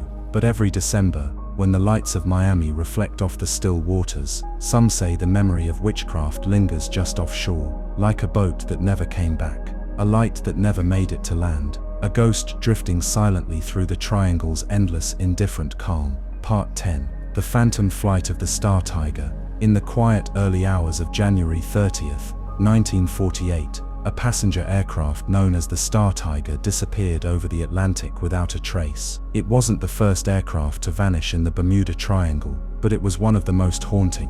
What made the case so mysterious wasn't just the lack of debris or survivors. It was the calm, methodical nature of the flight, right up to the moment it ceased to exist. No storm, no panic, just silence. The Star Tiger was an Avro Tudor FOLV, a large and modern airliner for its time, operated by British South American Airways. On board were 25 people, 6 crew members and 19 passengers, including notable figures like Air Marshal Sir Arthur Conyngham, a decorated World War II commander. The plane had been flying a multi-leg journey from England to Bermuda, with refueling stops in the Azores and Santa Maria. Everything was planned down to the minute. The crew was experienced. The weather was manageable. Nothing seemed out of the ordinary, and then it vanished. The final leg of the journey, from Santa Maria to Bermuda, was only supposed to take a few hours. At 2 a.m., the Star Tiger checked in with Bermuda radio, reporting its position as 300 miles out. The voice was calm. The crew said they were flying at 2,000 feet,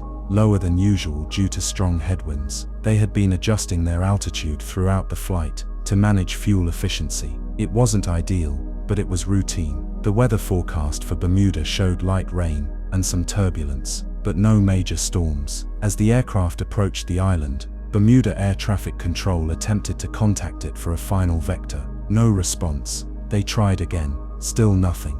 The last message from the Star Tiger had come without any hint of trouble, and then just like that, the aircraft was gone. When the Star Tiger failed to arrive, the alarm was raised. Over the next several days, one of the largest aerial search operations of its time was conducted. Planes flew grid patterns, ships combed the waters. The route from Santa Maria to Bermuda was covered over and over again, but no wreckage was ever found. No oil slick, no life vests, no bodies, not even a floating scrap of metal. It was as if the Star Tiger had evaporated into the sky. What made the mystery deeper was the complete lack of distress calls. Even in older aircraft, the crew could have radioed a mayday if there was mechanical failure, or fire, or structural damage. But the Star Tiger remained eerily silent. It wasn't flying over deep ocean when it disappeared, just a few hundred miles from Bermuda. In modern terms, that's close. Within radar range, within radio range, within reach. The British government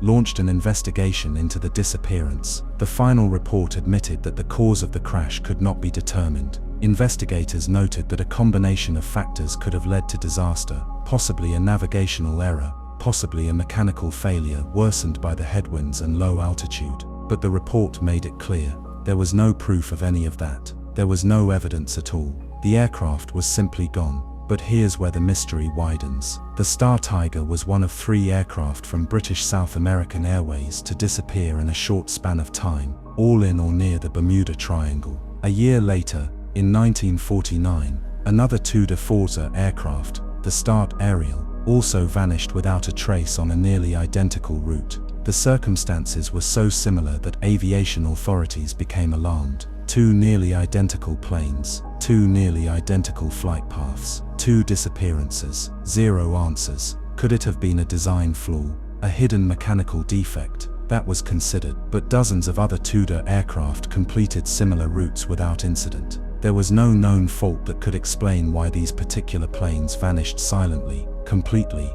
and in good weather. That led some to believe the answer wasn't mechanical at all. There are theories, dark ones, that these aircraft entered pockets of extreme electromagnetic interference, that their navigation systems were overwhelmed or confused, not by storms or human error, but by anomalies in the atmosphere itself. That time and space distort subtly in that part of the ocean, and in that moment, just enough to break the thin line between control and chaos. Some even believe that the Bermuda Triangle plays host to what physicists call geospatial anomalies. Not wormholes, not science fiction, but zones of instability where magnetic fields are so strange, so dense or erratic, that a plane's instruments could read nothing accurately. They might believe they were on course when in fact they were flying further and further into nowhere, a quiet spiral into oblivion. Others argue that the truth is simpler. The plane ran out of fuel, but even that fails to explain the lack of debris. The plane was large. It would not have disintegrated on impact. At the very least, suitcases, insulation, wreckage, or a wing would have floated,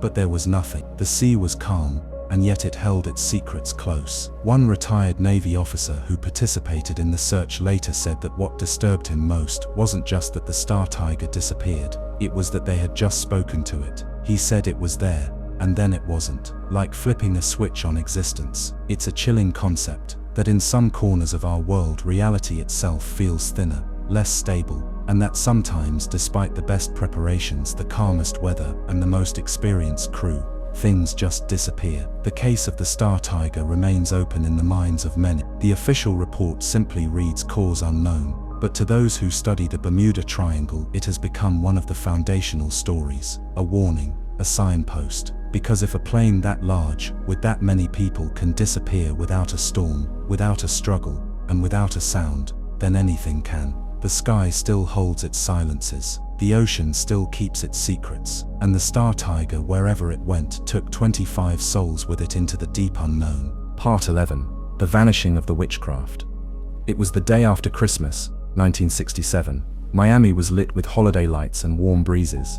The waters of Biscayne Bay, just off the coast of the city, were calm and glittering under the evening sky. That's when a cabin cruiser named Witchcraft set out from the Miami Marina on what was meant to be a short, peaceful trip, a Christmas sightseeing voyage to admire the city's holiday skyline from the water. Aboard were 2 men, Dan Barak, a successful hotel owner and experienced yachtsman, and Father Patrick Horgan, a Catholic priest and close family friend. They were headed less than a mile offshore. It should have been simple. It should have been safe. But within an hour, they had vanished. And to this day, no one has found a single trace of them. The Witchcraft was a 23-foot luxury cabin cruiser, outfitted with the best navigation tools and safety equipment available in the 1960s. Barak, proud of his boat, had gone a step further. He'd installed custom flotation devices in the hull that, according to him, made the vessel practically unsinkable. It was one of the reasons he felt confident taking Father Horgan on this brief evening outing. At approximately 9 p.m., the Coast Guard received a calm, composed radio call from Barak. He reported that something had struck the boat. There was no panic in his voice, no urgency. He said the Witchcraft wasn't taking on water and that they weren't in immediate danger. The boat had simply lost power or perhaps sustained some damage below the surface. They were about 1 mile offshore near the Miami Light, a lighthouse that stood as a familiar landmark to local sailors. Barak requested a routine tow back to the marina. The Coast Guard operator noted his exact location, and Barak agreed to switch on the boat's cabin lights and fire a flare to mark his position. Within minutes, a rescue vessel was dispatched. The Coast Guard reached the area in less than 20 minutes, but there was nothing there. No lights, no flare, no boat, no people. Just the sound of waves gently lapping against the rocks and the still air of a quiet December night. The search team circled wider, then wider still. They called out over the radio. They flashed searchlights across the water. They scoured the entire area between the marina and the lighthouse. Not a single trace of the witchcraft or the two men aboard was found, and that was just the beginning. What followed was one of the most extensive and baffling search operations ever conducted in the region. Over the next several days, the US Coast Guard launched multiple aircraft and vessels to comb more than 1,200 square miles of ocean. They used sonar, underwater cameras and divers. Nothing, not a splinter of wood, not a scrap of fabric, not a life preserver or gas can or shattered piece of hull. Even if the boat had sunk, its specialized flotation devices should have kept part of it above water. It was specifically built not to vanish like that. And even if the flotation failed, the Coast Guard believed some debris should have surfaced, especially in the calm conditions that night. The weather had been perfectly stable. There was no storm, no rough tide, no strong wind to scatter wreckage. It was as if the witchcraft had never been there at all. In the days that followed, the media jumped on the story. Headlines called it the Christmas Eve vanishing. Barak's family pushed for more answers. Investigators pored over every detail. Could there have been foul play? Was it possible that someone had staged the disappearance? But there was no motive. Barak had no reason to disappear. He was wealthy, successful, and deeply connected to his community. Father Horgan was a respected priest with no history of conflict or concern. Neither man had any known enemies, and no signs of distress were ever found. Their radio transmission had been calm, measured, and it had ended without alarm. Some theorized that the boat might have hit a sandbar or coral outcrop and broken apart faster than expected. But again, no wreckage. The water was shallow enough in that area that the bottom could be clearly seen in many spots. Others suggested the boat could have drifted quickly due to a current, but the Coast Guard had tracked those currents. They had mapped the tide patterns, and they had searched in every logical direction. What remained was the impossible. A boat, two men, a radio call, and then, nothing. In time, the case of the witchcraft became a pillar in the lore of the Bermuda Triangle. Though the boat had only ventured a short distance from the mainland, far from the triangle's deep center, it still fell within the commonly recognized perimeter of the mysterious zone, and its disappearance matched the pattern so many others had followed. No distress signal, no evidence of a crash, and no conclusion. Some believers in the Bermuda Triangle's anomalous properties pointed to electromagnetic disruptions, that perhaps some kind of invisible force had played a role, that in those specific waters close to the tip of Florida, navigation equipment could fail without warning, or even time itself could behave strangely. Others leaned toward more unearthly ideas, that a portal of some kind may have opened, that an energy vortex could have swallowed the boat into another dimension. It sounds fantastical, impossible, even. But then again, so does the disappearance. There is one detail that haunts the mind the most. Barak was an experienced seaman. He knew those waters, and he was calm when he called for help. That radio call wasn't the voice of a man in fear. It wasn't rushed or panicked. It was someone who believed he had time, someone who expected to be found in minutes, someone who believed he was in control. And maybe that's what makes the witchcraft so unsettling. The idea that control is an illusion, that even when everything seems routine, when the sea is calm and the lights of the city shine clearly behind you, you can still be lost. The witchcraft never returned. The families of both men eventually held memorials without bodies. The Coast Guard closed the case with the only explanation they could offer: cause unknown. But in the years since, the name witchcraft has become legend. Not because of what it was, but because of what it became. A vessel swallowed by the night. A story with no ending. And a reminder that even just 1 mile from shore, the deep can take what it wants. Part 12. The disappearance of Flight DC-3 NC 16002. It was December 28, 1948. The holiday season was winding down, and the skies over Florida were clear and quiet. In the early evening hours, a Douglas DC-3 aircraft, registration NC 16002, prepared to make the final leg of its journey from San Juan, Puerto Rico, to Miami, Florida. On board were 32 people, 29 passengers, and 3 crew members. Some were returning home after spending Christmas in the Caribbean. Others were tourists, looking forward to the familiar comfort of the mainland. The DC-3 was a reliable aircraft, and the route it was taking was well traveled. There was nothing unusual about the flight until it vanished without a trace. The DC-3 in question was operated by Airborne Transport, a small commercial airline. It was an older aircraft, built in the 1930s, but it had a solid reputation and had passed inspection just weeks before. The pilot that night, Captain Robert Lindquist, was highly experienced. He'd logged over 8,000 flight hours, many of them over this very region. His co-pilot and radio operator were also considered capable. There was no reason for concern. The plane took off from San Juan at 10:03 p.m. The weather was fair. The last communication received from the aircraft came at 4:13 a.m.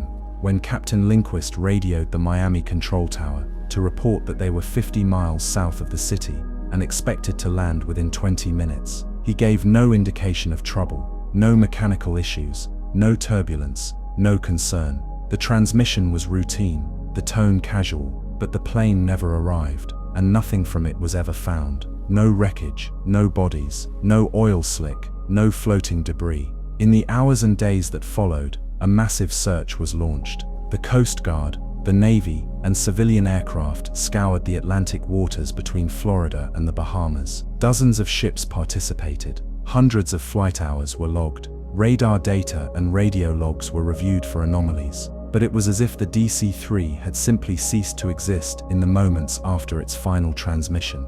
The investigation into the disappearance of NC-16002 was extensive. The Civil Aeronautics Board, CAB, conducted a full inquiry. They examined maintenance records, pilot qualifications, weather data, and even fuel reports. They discovered that just before takeoff, the crew had asked the control tower in San Juan to delay fueling until some maintenance checks were completed. There was a brief delay, but eventually the plane was fueled, inspected, and cleared for flight. Still, the CAB noted that one of the aircraft's batteries was found to be low on charge before departure, and that the crew had not properly reported it. Additionally, the aircraft's automatic direction finder, a key navigation instrument, may have been malfunctioning.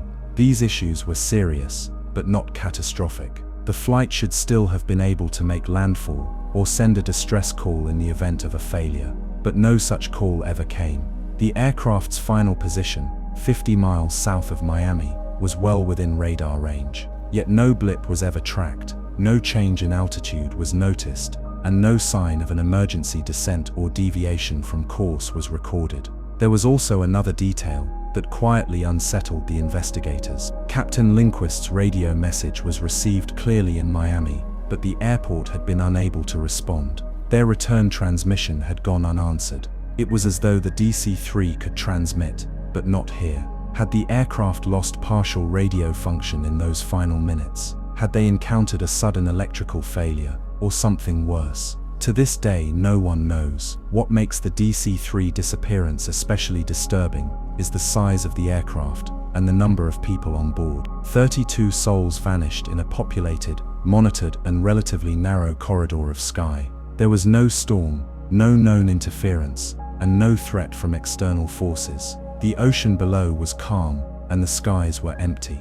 The idea that a commercial plane could disappear that close to land without a single shred of evidence seems almost impossible, but it happened. In the decades since, the case has become a fixture in discussions about the Bermuda Triangle. The aircraft was flying through its western corridor, just off the coast of South Florida, an area where other strange disappearances have occurred. Skeptics point to the mechanical issues and pilot error as likely culprits. They argue that faulty navigation equipment could have led the plane off course, causing it to crash far from the expected search grid.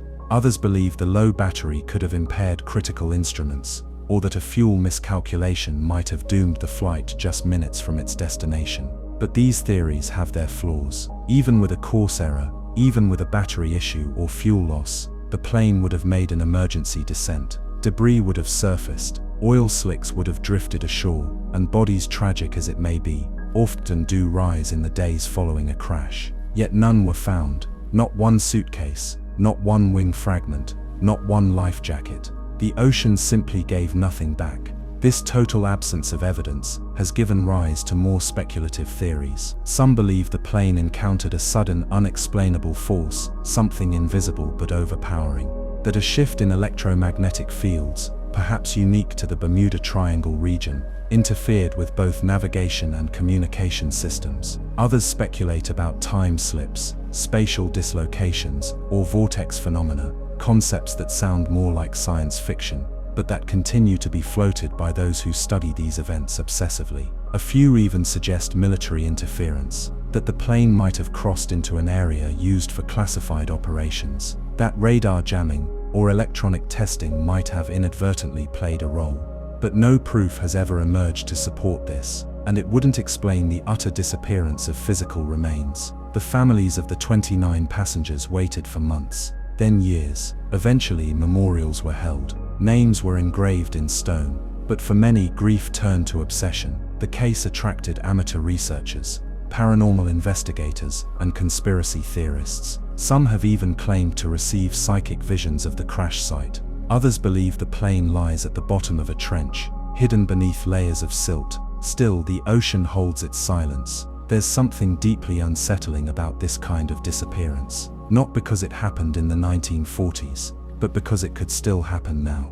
Because despite our advances in tracking, surveillance, and communication, the skies above the sea still harbor mysteries. Even today, planes go down and sometimes are never found. The idea that the very systems meant to keep us safe, GPS, radar, radio, could all fail at once, without warning, is a quiet terror that lingers. The disappearance of DC-3NC 16002 reminds us that even close to home, even in peacetime, even with perfect weather, the unknown is always near.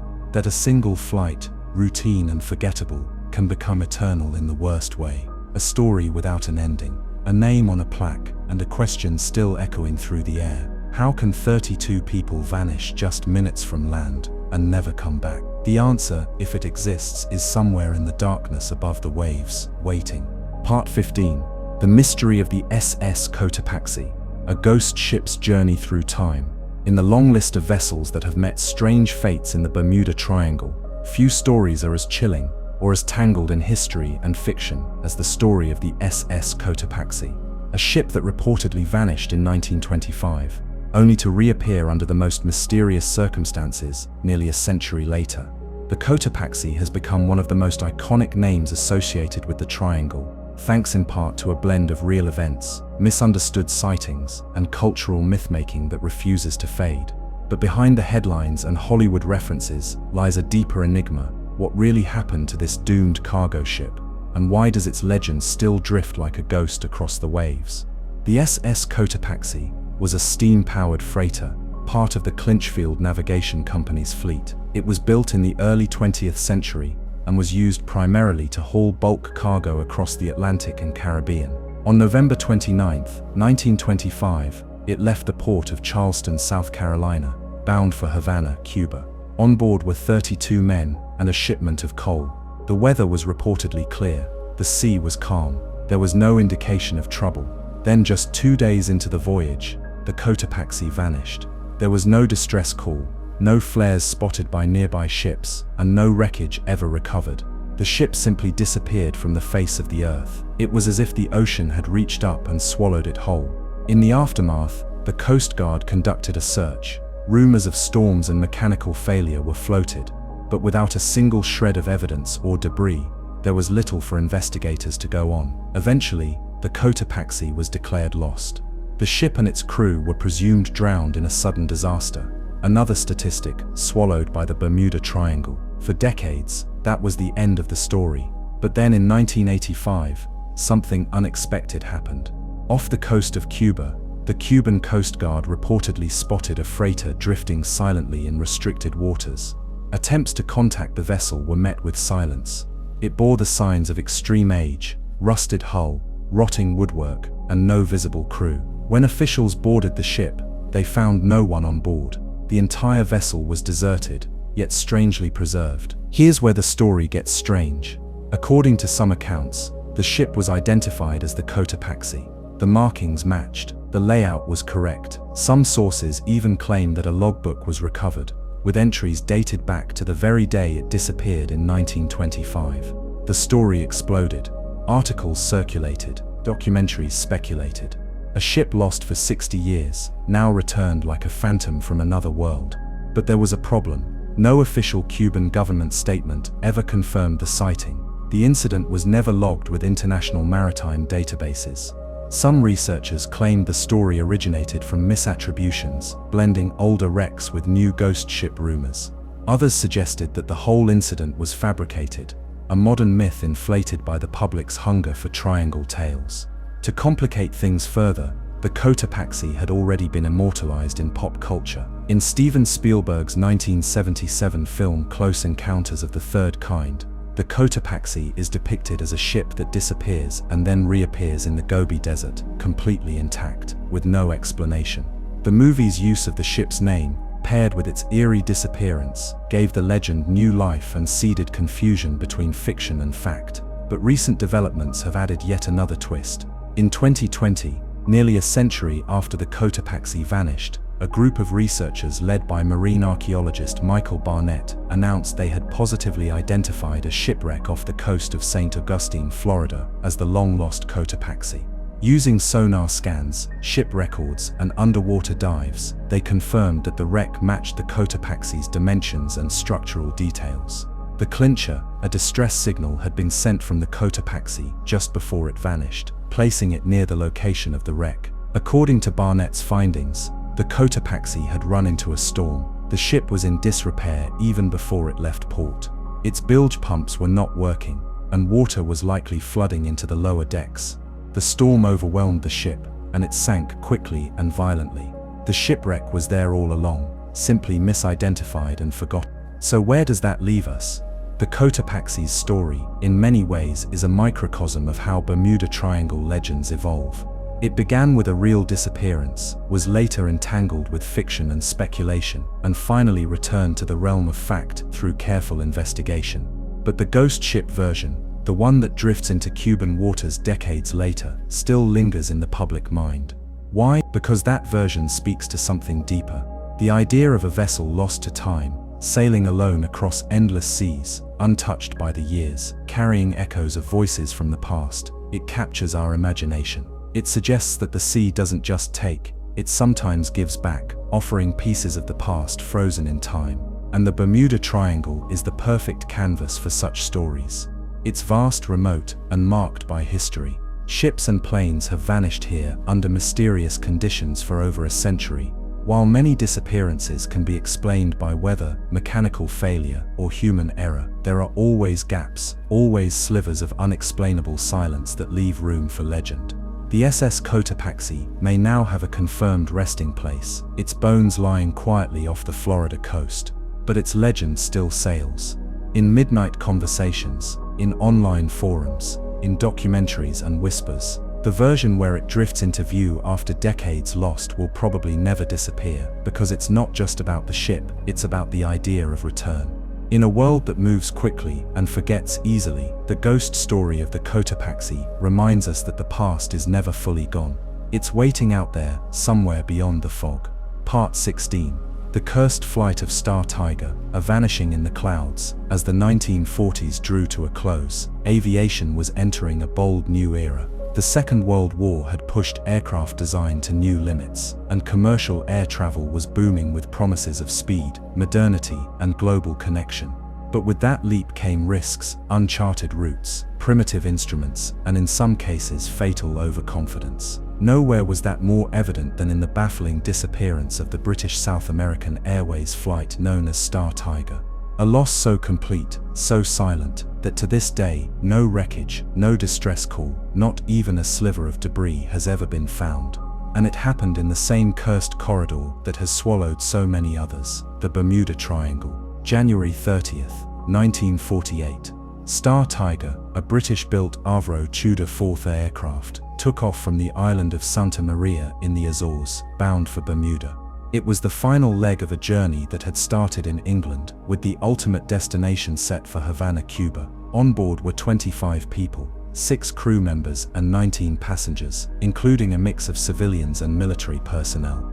Among them was Air Marshal Sir Arthur Conyngham, a celebrated World War II commander. His presence lent the flight a sense of prestige, an aura of calm competence.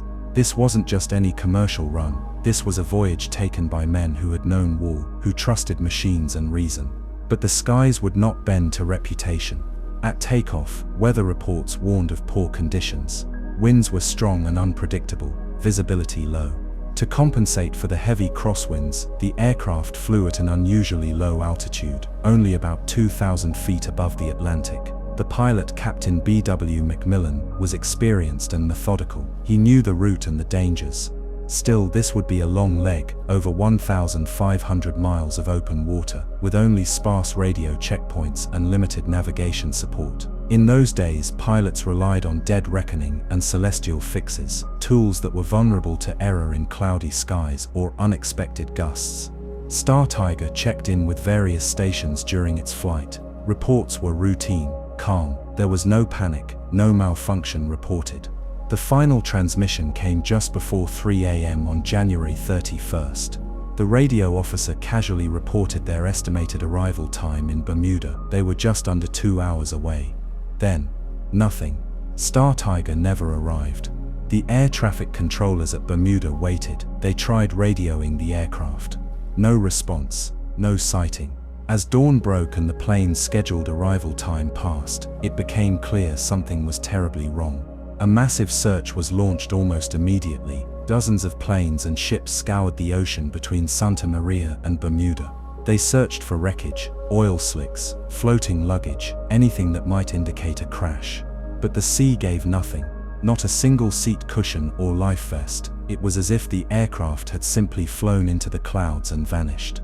The British government launched an official investigation. The final report, issued months later, was stark in its conclusions. The aircraft was well maintained. The crew was competent.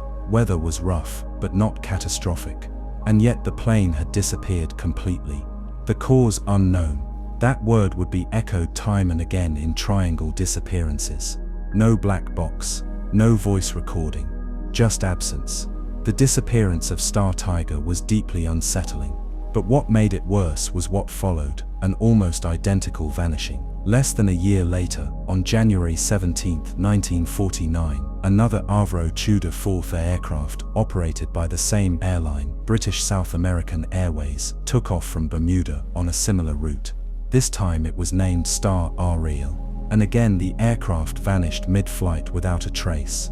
Two similar planes, same airline, same region, same eerie silence.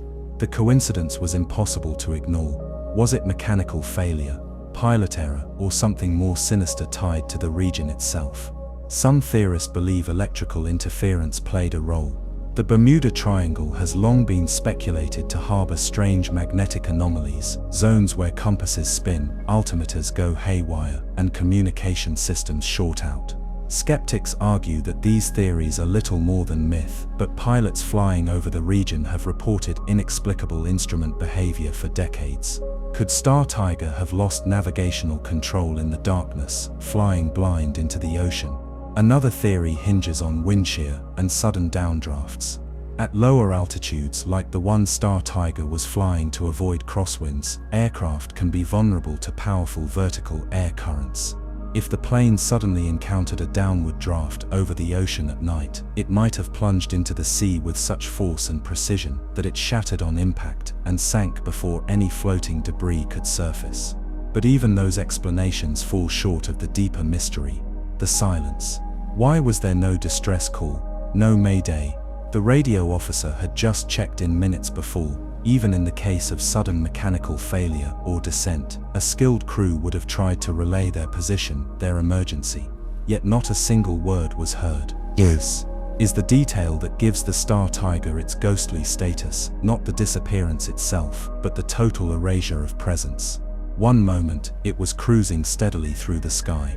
The next, it was as though it had never existed. Over time, the story of Star Tiger has faded from public memory, overtaken by more modern tales and dramatic footage. But in the archives of aviation and the annals of Triangle legends, it remains one of the most haunting cases, a disappearance too clean, too silent, and too complete to dismiss easily. It's often said that the Bermuda Triangle doesn't just swallow its victims, it erases them, leaves no trace, no noise, just a long echoing quiet where certainty used to be. That's what makes stories like the Star Tiger so potent. They don't give us answers, they give us unease. A sense that even in the age of reason and machinery, the skies can still open and close without warning. The Bermuda Triangle holds its secrets close, and the Star Tiger remains one of the most beguiling among them. A vessel of passengers and hopes vanished into vapor and memory, leaving behind only questions drifting on salt wind. Part 17. The SS Poet.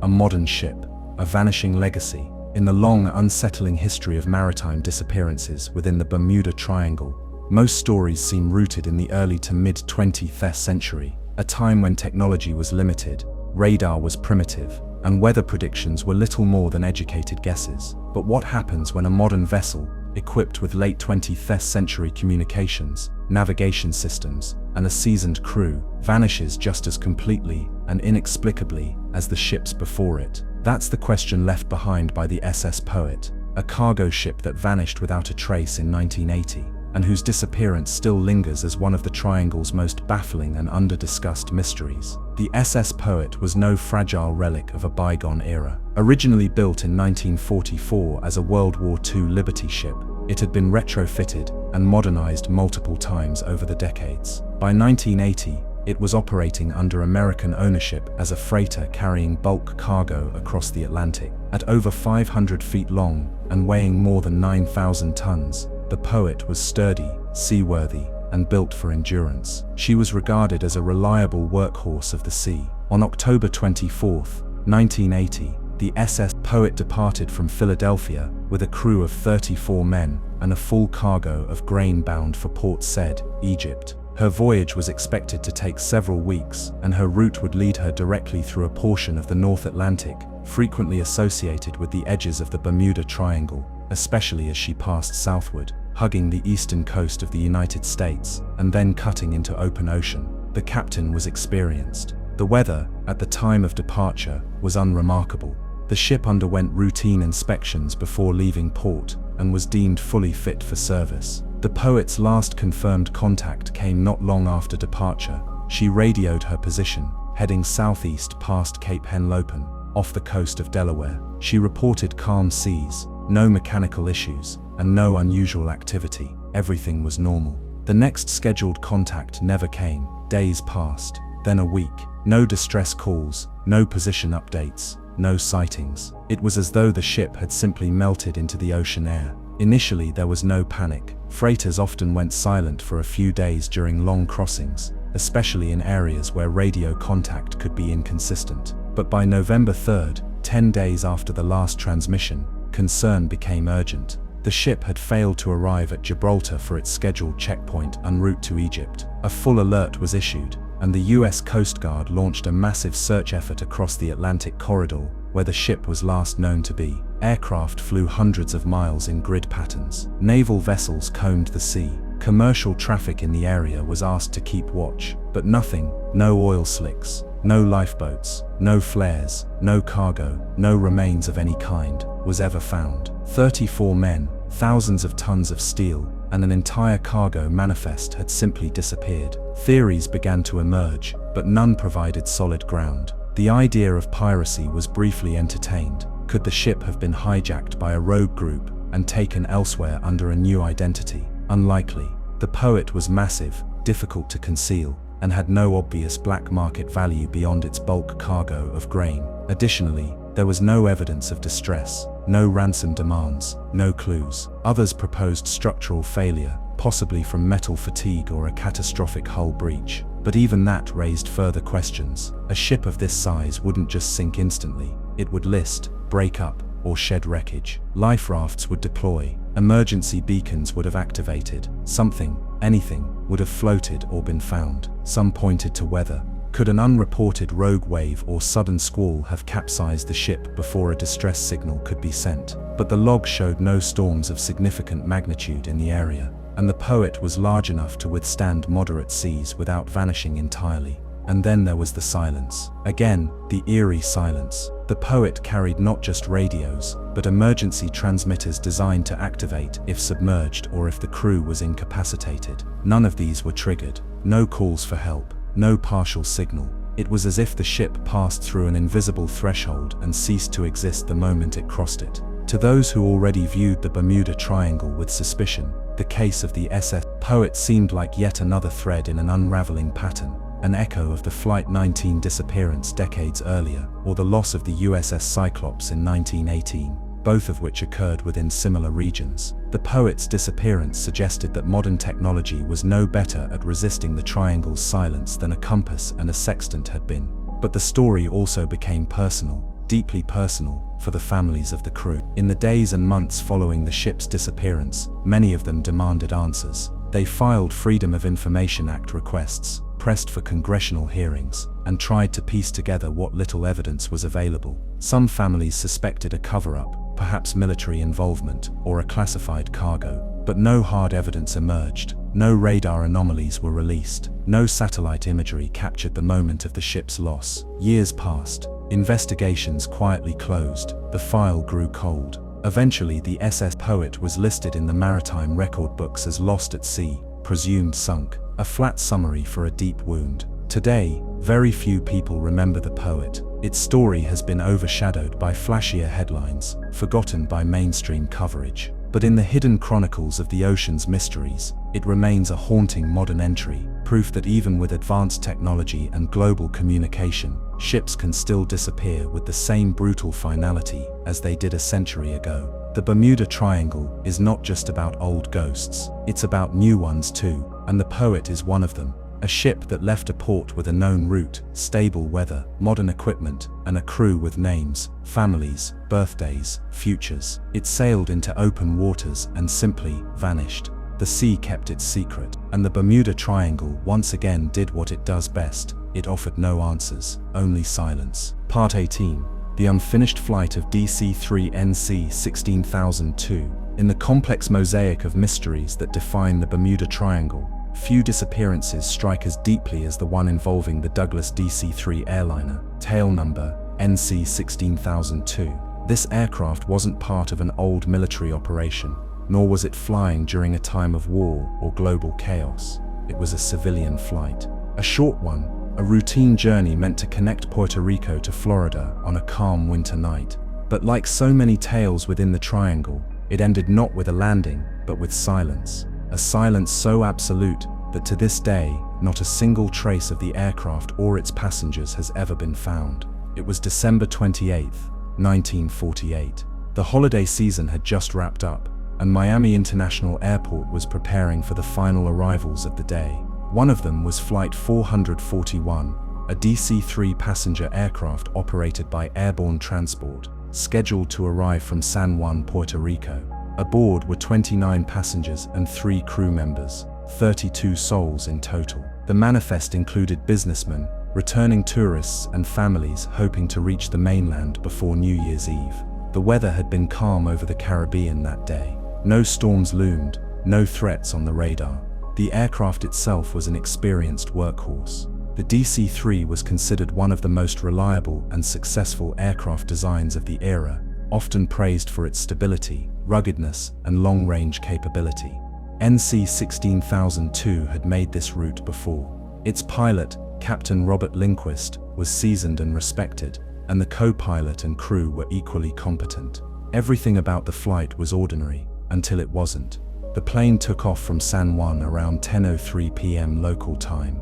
It was cleared to fly at 8,500 feet, cruising northwest across open waters. Roughly 50 minutes later, the flight contacted Miami with a routine position report. They were approaching the halfway point. At that moment, the aircraft was flying somewhere near the eastern Bahamas, right along the outer edge of the region many today would call the Bermuda Triangle.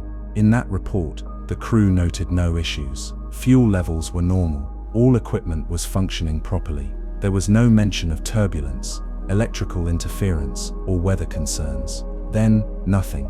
The aircraft was expected to land in Miami just after 4 a.m., but no further radio contact was ever received. Miami attempted to re-establish communication repeatedly. No answer, no mayday. no static, just an increasing sense of absence. By the time the sun began to rise over the Atlantic, it was clear the DC-3 had not arrived and was not responding. It had simply ceased to exist. What followed was one of the largest air-sea searches in Caribbean history up to that point. Naval vessels, Coast Guard cutters, and aircraft combed thousands of square miles of ocean. From the Florida coast to the Bahamas, to the northern Caribbean, the effort was exhaustive. Planes flew grid patterns at low altitudes. Ships scanned the waves for oil slicks, debris, life jackets, anything. But nothing was ever found.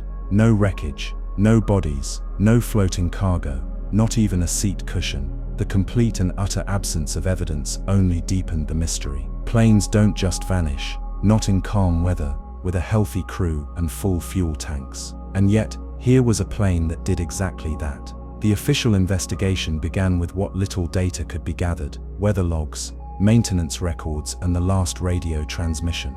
The flight's logs showed that the crew had noted some discrepancies with their electrical equipment in San Juan, minor issues, not considered dangerous. They'd requested a replacement battery before departure, but it's believed the aircraft left without it. Some theorized that this could have led to a failure in the plane's radio or navigational equipment. But even then, an electrical problem would not cause the aircraft itself to vanish. It might have lost communications or become disoriented, but it still would have had fuel for hours of flight. If it crashed, debris should have surfaced, bodies should have drifted, but the ocean remained empty. Further complicating matters was the fact that no distress signal was ever sent. In the 1940s, a failing aircraft typically had minutes, sometimes more, to communicate with control towers or nearby flights. Even if radio systems had failed, the aircraft could have descended for a forced landing or attempted a water ditching, but none of that happened. It disappeared suddenly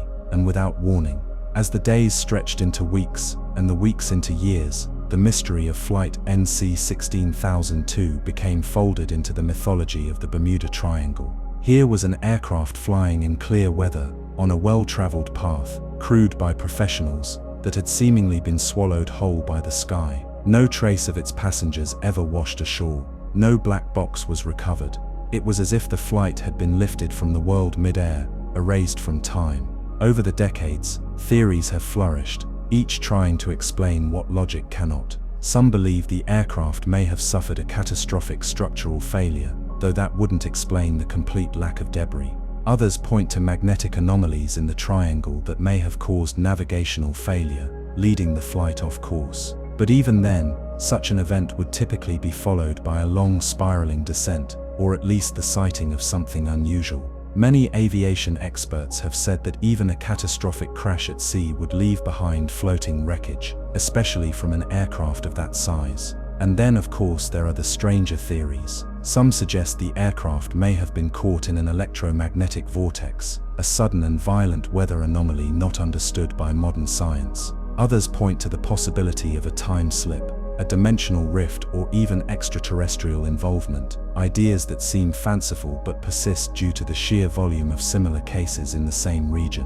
But perhaps the most chilling aspect of the DC-3's disappearance is its silence. There was no panic, no signal, no turbulence, no final message, just one last calm update, and then the sky went quiet. The families of the passengers held on for years, hoping for closure that never came. They scoured every piece of media, chased every theory, and pleaded with authorities to reopen the case. But like the countless ships and planes that have met a similar fate in this strange triangle of sea and sky, the DC-3 NC-16002 remains missing, officially declared lost, unofficially unsolved.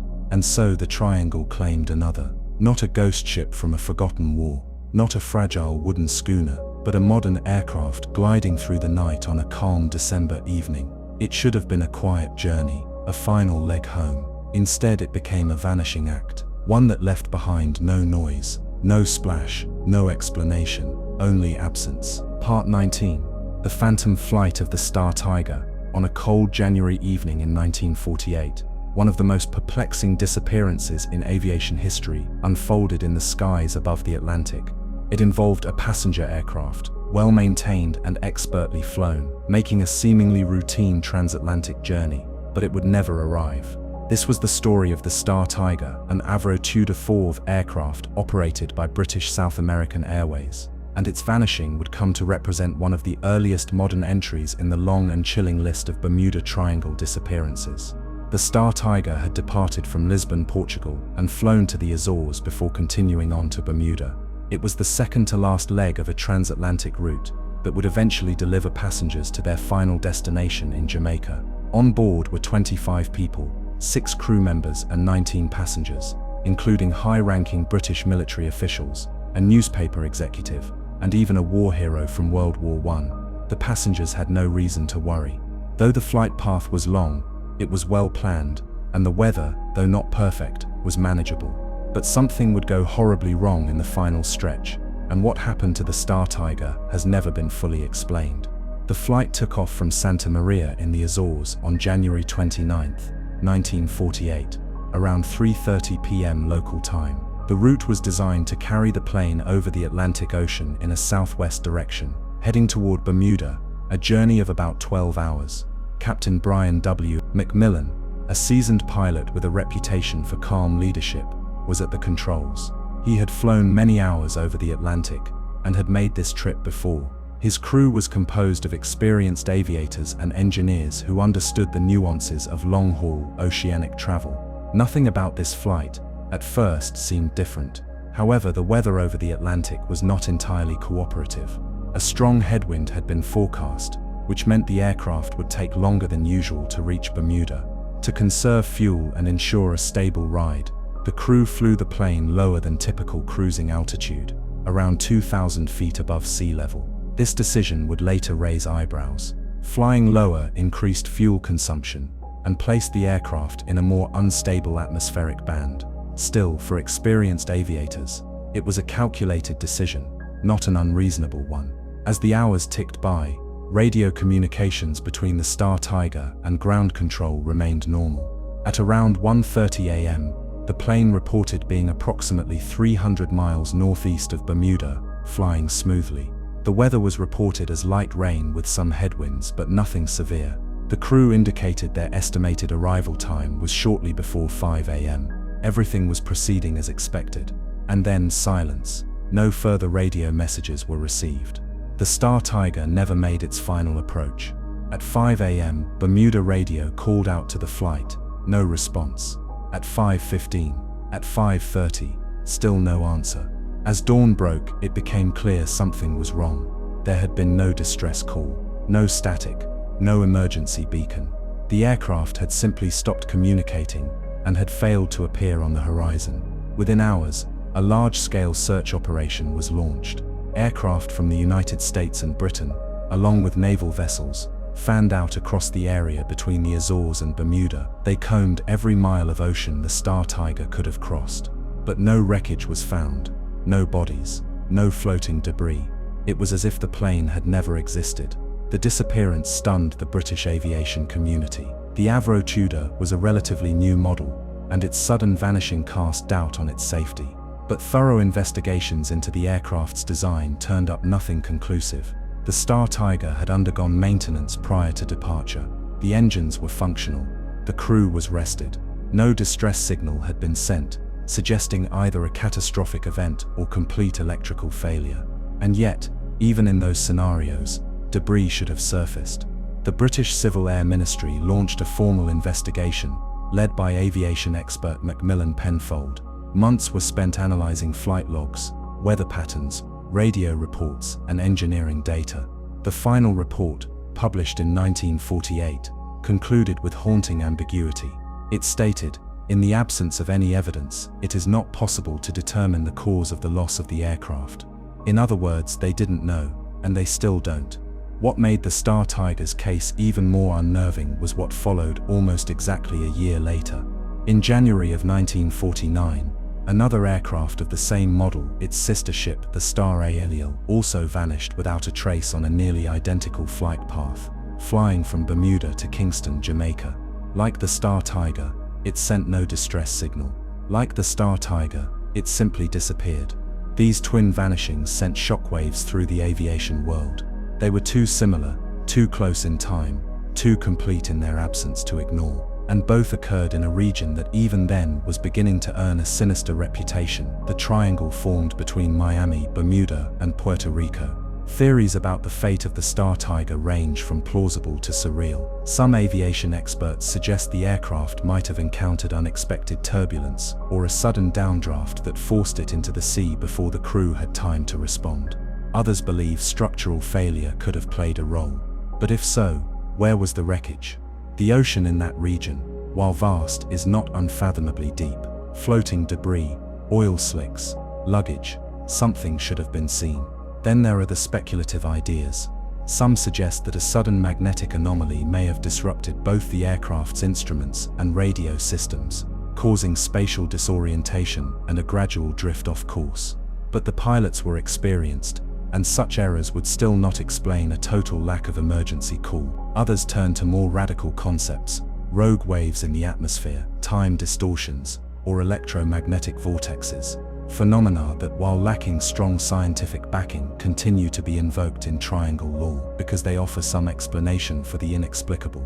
More paranormal-minded theorists propose that the Star Tiger, like many triangle disappearances, was taken by what they do not say. The lack of evidence becomes for them its own kind of proof. Something beyond the bounds of conventional understanding happened that night in 1948. A door opened in the sky, and the Star Tiger passed through. Yet for the families of the 25 lost, theories mean little. They wanted closure. They wanted remains, artifacts, final words. Instead, they were left with a blank page. A flight that lifted off into the clouds and simply did not come back. To this day, the Star Tiger remains one of the most baffling unsolved aviation mysteries. It is a story of calm skies, competent crew, and an aircraft in good condition, erased. And perhaps most unsettling of all, it is a story without any end. No wreck, no clue, no goodbye. Just a whisper in the air over cold Atlantic waves. Part 20. The Mystery of Flight 441 and the Vanishing Voice. It was the autumn of 1954, and the world was still catching its breath from the Second World War. The United States Navy, stronger than ever, maintained a powerful presence across the oceans, including in the often unpredictable waters of the Atlantic. Among its many aircraft, the R-6D-1 Liftmaster was a trusted workhorse, massive, capable of carrying dozens of passengers and crew, and widely used for long-distance military transport. On October 30th of that year, one such plane, Flight 441, took off from Patuxent River Naval Air Station in Maryland, heading toward the Azores. It never arrived. There was no wreckage, no mayday, no clue, and it became yet another chilling chapter in the Bermuda Triangle's growing legend. Flight 441 was no ordinary military run. On board were 42 people, mostly young Navy men, many of them new recruits being transferred to postings in Europe. For many, this was their first time crossing the Atlantic, and excitement hummed through the cabin as they took off into the cool October skies. Letters sent home in the days before the flight spoke of eagerness, of adventure, of the thrill of starting a new chapter in their service. But by the next morning, those same families would be gripped by silence and the gnawing ache of uncertainty. The aircraft itself, a variant of the civilian DC-6, was built for endurance. The R-6D-1 could fly thousands of miles without stopping and had a solid safety record. Its 4 engines were running strong that morning as it ascended into the sky, flying southeast along a path that would cut through the western edge of the Bermuda Triangle. The weather that day, while not ideal, operation. Ships and aircraft were deployed to scour the flight path, combing the waters from Bermuda to the Azores and back. Every available asset was used: sonar-equipped vessels, aircraft flying low search grids, even submarines dispatched to look for wreckage or signal beacons. But despite days of exhaustive searching, not a single piece of debris was ever found. No oil slick, no floating luggage, no life rafts. The ocean had offered up no answers.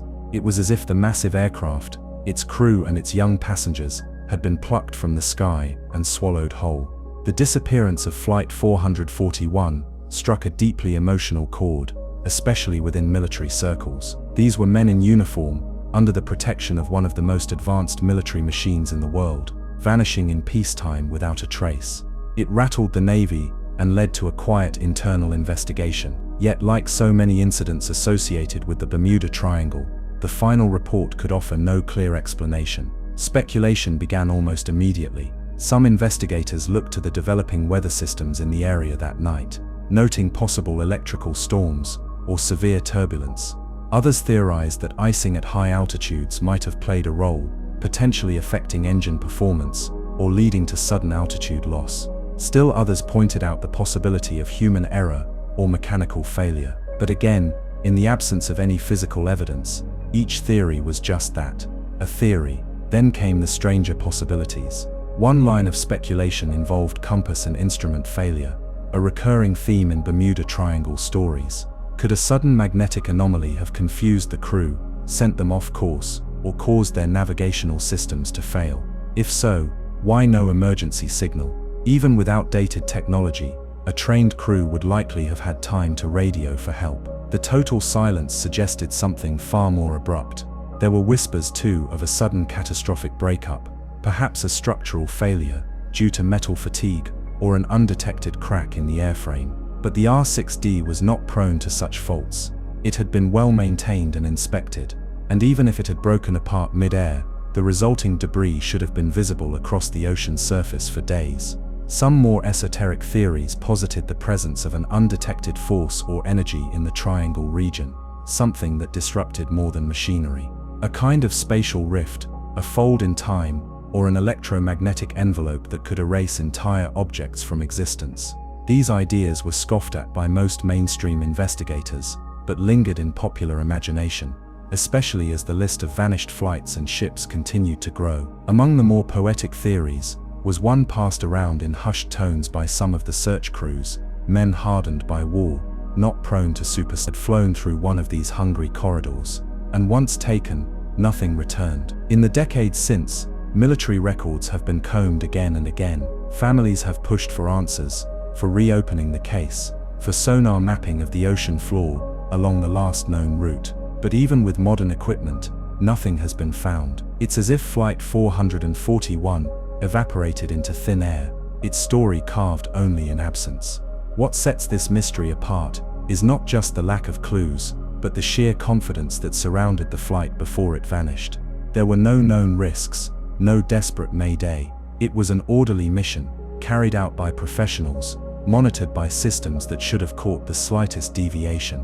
And yet, 42 lives were simply gone. The disappearance of Flight 441 remains one of the most unsettling tragedies in Bermuda Triangle history. It's a reminder that even the best technology, the most disciplined crews, and the clearest skies are sometimes no match for the unknown.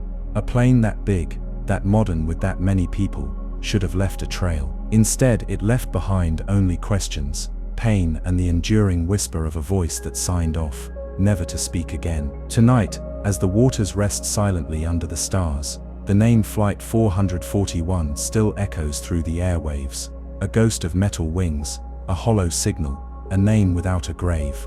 Part 21. The Witchcraft. A yacht, a message, and nothing more. It was December 22nd, 1967, just 3 days before Christmas. The air over Miami was cool but calm, and the Atlantic stretched out endlessly in a kind of indifferent peace. That evening, a 23-foot luxury cabin cruiser named Witchcraft left the Miami marina. Aboard were two men, 44-year-old Dan Barak, a well-known Miami hotel owner, an experienced yachtsman, and his close friend Father Patrick Horgan, a Catholic priest. They weren't embarking on a long voyage, just a short cruise to admire the holiday lights along the shoreline. It was meant to be serene, even spiritual. It turned into something else entirely. The Witchcraft was not an ordinary boat. It had been customized by Barak himself to be virtually unsinkable. The hull was reinforced with a special flotation material, and the vessel was equipped with everything a responsible sailor could need: life jackets, flares, emergency radios, even a lifeboat. Barak had made his fortune in Miami and treated the sea with equal parts love and respect. He wasn't reckless. He didn't take chances. They left the marina just after sunset. The ocean was reportedly smooth. No heavy winds, no dark clouds. They drifted about a mile offshore, near one of Barak's favorite spots to watch the city lights shimmer across the water. At around 9 p.m., something went wrong. Barak radioed the Coast Guard, calmly explaining that they had hit something, possibly a submerged object. He said the boat had suffered minor damage, but wasn't in any immediate danger. He requested a tow back to shore. The Witchcraft was stationary, and its lights were on. There was no panic, no urgency. Barak stated clearly, they were fine. They just needed assistance. Within minutes, a Coast Guard patrol boat was dispatched. Given the vessel's reported position and the calm conditions, they expected to reach the Witchcraft in about 20 minutes. But when they arrived, there was nothing. No boat, no debris, no flares, no radio response. The Witchcraft had vanished completely. Puzzled, the Coast Guard widened their search. They assumed the boat may have drifted, or that the initial location had been misjudged. Over the next 6 days, they conducted one of the most intensive search and rescue operations in Florida's history. More than 1,200 square miles of ocean were scoured. Helicopters flew low across the waves. Ships ran sonar sweeps. Divers prepared to search suspected impact zones. Yet no trace of the Witchcraft or the 2 men aboard was ever found. Not a single piece of equipment, not a cushion, not even an oil slick. This made no sense. The boat was less than a mile from the shore when the distress call came in. The weather was calm, the water was relatively shallow, and the Witchcraft was outfitted with safety features that should have kept it afloat under nearly any circumstance. It was designed to resist sinking even with severe hull damage. The fact that it vanished without triggering flares or spilling debris baffled everyone. Speculation grew rapidly. Some believed the boat had been attacked by something, a rogue wave perhaps, or an unnoticed collision with a larger vessel that left no time to react. But this theory fell apart under scrutiny. Barak was calm on the radio. He'd mentioned no sign of danger, no incoming threat. The lights were still on. There was no indication that something catastrophic was unfolding. If there had been a collision, it was swift and total, so sudden that it allowed no time for reaction. Others suggested that the Witchcraft might have drifted off course and been swept out to sea, eventually sinking unnoticed. But again, no wreckage, no life jackets, and no lifeboat were ever recovered. Not even the smallest clue surfaced in the days or weeks that followed. Boats don't just vanish, and yet this one had.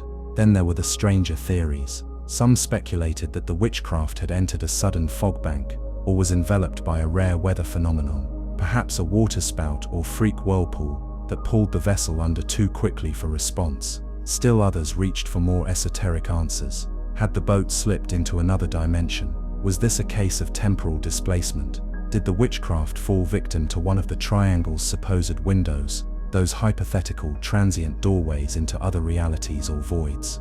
The name of the boat didn't help. Witchcraft, it seemed almost too fitting, as if the sea had chosen to make a point, as if the triangle itself had a dark sense of irony. There was no occult history behind the name. It had been chosen by Barak years earlier, simply as a nod to maritime tradition. But in the wake of the disappearance, the name took on a different weight. Whispers began. Stories swirled through the dockyards and marinas of Miami. Sailors refused to name their boats anything even remotely resembling Witchcraft ever again. What haunts this story most is the proximity. The boat wasn't in the middle of the ocean. It was near the city, close enough for lights to be seen, close enough for a distress call to be received and acted on almost immediately. And yet when help arrived, the sea was empty, still, silent. Dan Barak was known for his cautiousness. Father Horgan was known for his peace-loving spirit. Neither were the type to take foolish risks. Their voyage was simple, routine, familiar. It should have lasted less than an hour. It ended in disappearance. No physical evidence of the Witchcraft has ever surfaced. No part of the hull washed ashore. No radio equipment was recovered. It's as if the entire vessel and the souls aboard were gently lifted from the ocean and removed from our reality. That possibility may sound dramatic, but it reflects the utter absence of any conventional explanation. Over 50 years have passed since that night, and still the Coast Guard has the Witchcraft listed in its records as missing under unknown circumstances.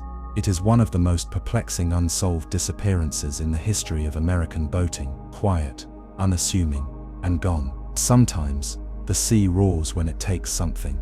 Sometimes it howls and thrashes, but other times it does not scream. It simply reaches up in silence and erases. The Witchcraft left no survivors, no remnants, No farewell, just a calm voice on a radio, a request for a tow, and then nothing. A final moment preserved only in memory, echoing across an ocean that offers no explanations. Part 22. The disappearance of the Star Tiger. In January of 1948, the world was still recovering from the scars of World War II. The skies were busier than ever, with aviation taking confident strides into a new era of commercial transport. The Atlantic had become a well-worn corridor for military and commercial planes alike, and yet there were still regions, stretches of sky and sea that seemed to resist predictability. Among these was a vast area between Bermuda, Florida, and Puerto Rico, the now infamous Bermuda Triangle. On the evening of January 29, 1948, a Tudor fourth-passenger aircraft named Star Tiger prepared for its final leg of a journey from England to Bermuda. It had already completed successful stops in Lisbon and the Azores.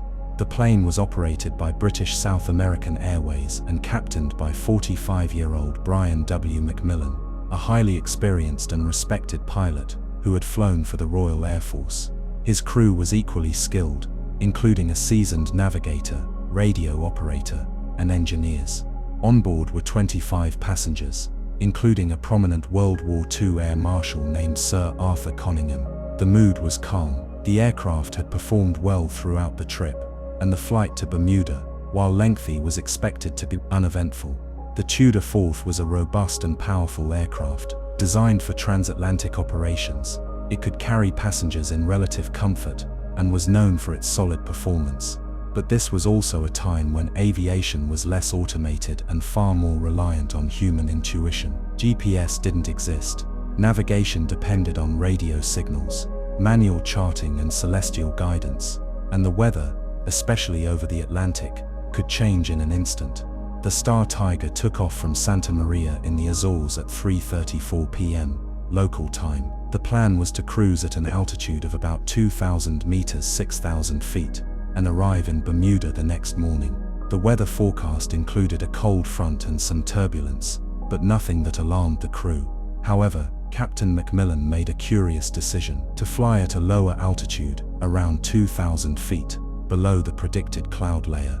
This was partly to avoid turbulence, but flying that low over the open ocean came with risks. Any engine trouble at that altitude would leave the crew with little time to react.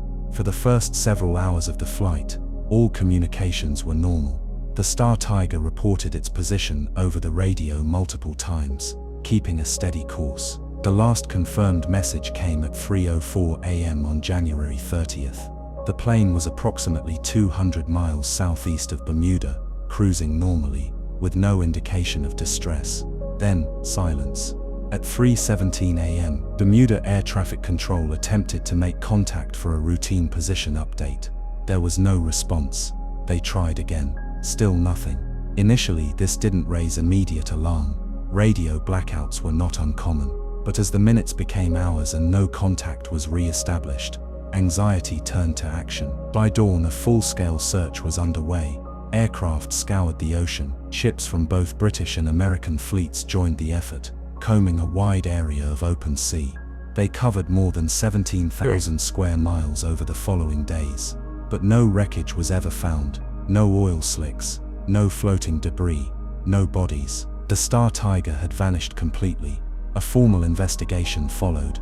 Experts reviewed the flight path, weather data, and mechanical records, but they could not arrive at a definitive conclusion.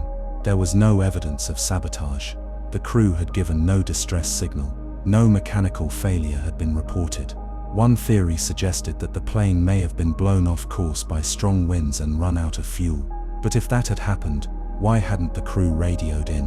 Why hadn't any trace been found? Sir Arthur Coningham's presence on board added a layer of historical significance to the mystery. As one of the architects of the Allied air strategy during World War II, his death was a major loss. But even his reputation could not draw forth answers from the void. The loss of the Star Tiger was officially recorded as cause unknown. The incident was deeply unsettling for the aviation world. Not only had a modern passenger aircraft disappeared without a trace, it had done so in a region that was beginning to accumulate a troubling reputation. Just a year later, another plane from the same airline, the Star Ariel, would also vanish in eerily similar conditions on a route between Bermuda and Jamaica, adding further weight to the triangle's growing legend. What makes the Star Tiger's case particularly chilling is its sheer normalcy.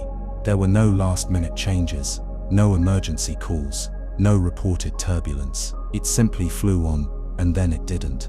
It was there and then it wasn't. Some skeptics argue that the answer lies in mundane aviation challenges, unpredictable winds, navigational errors, minor mechanical issues that became fatal at low altitude.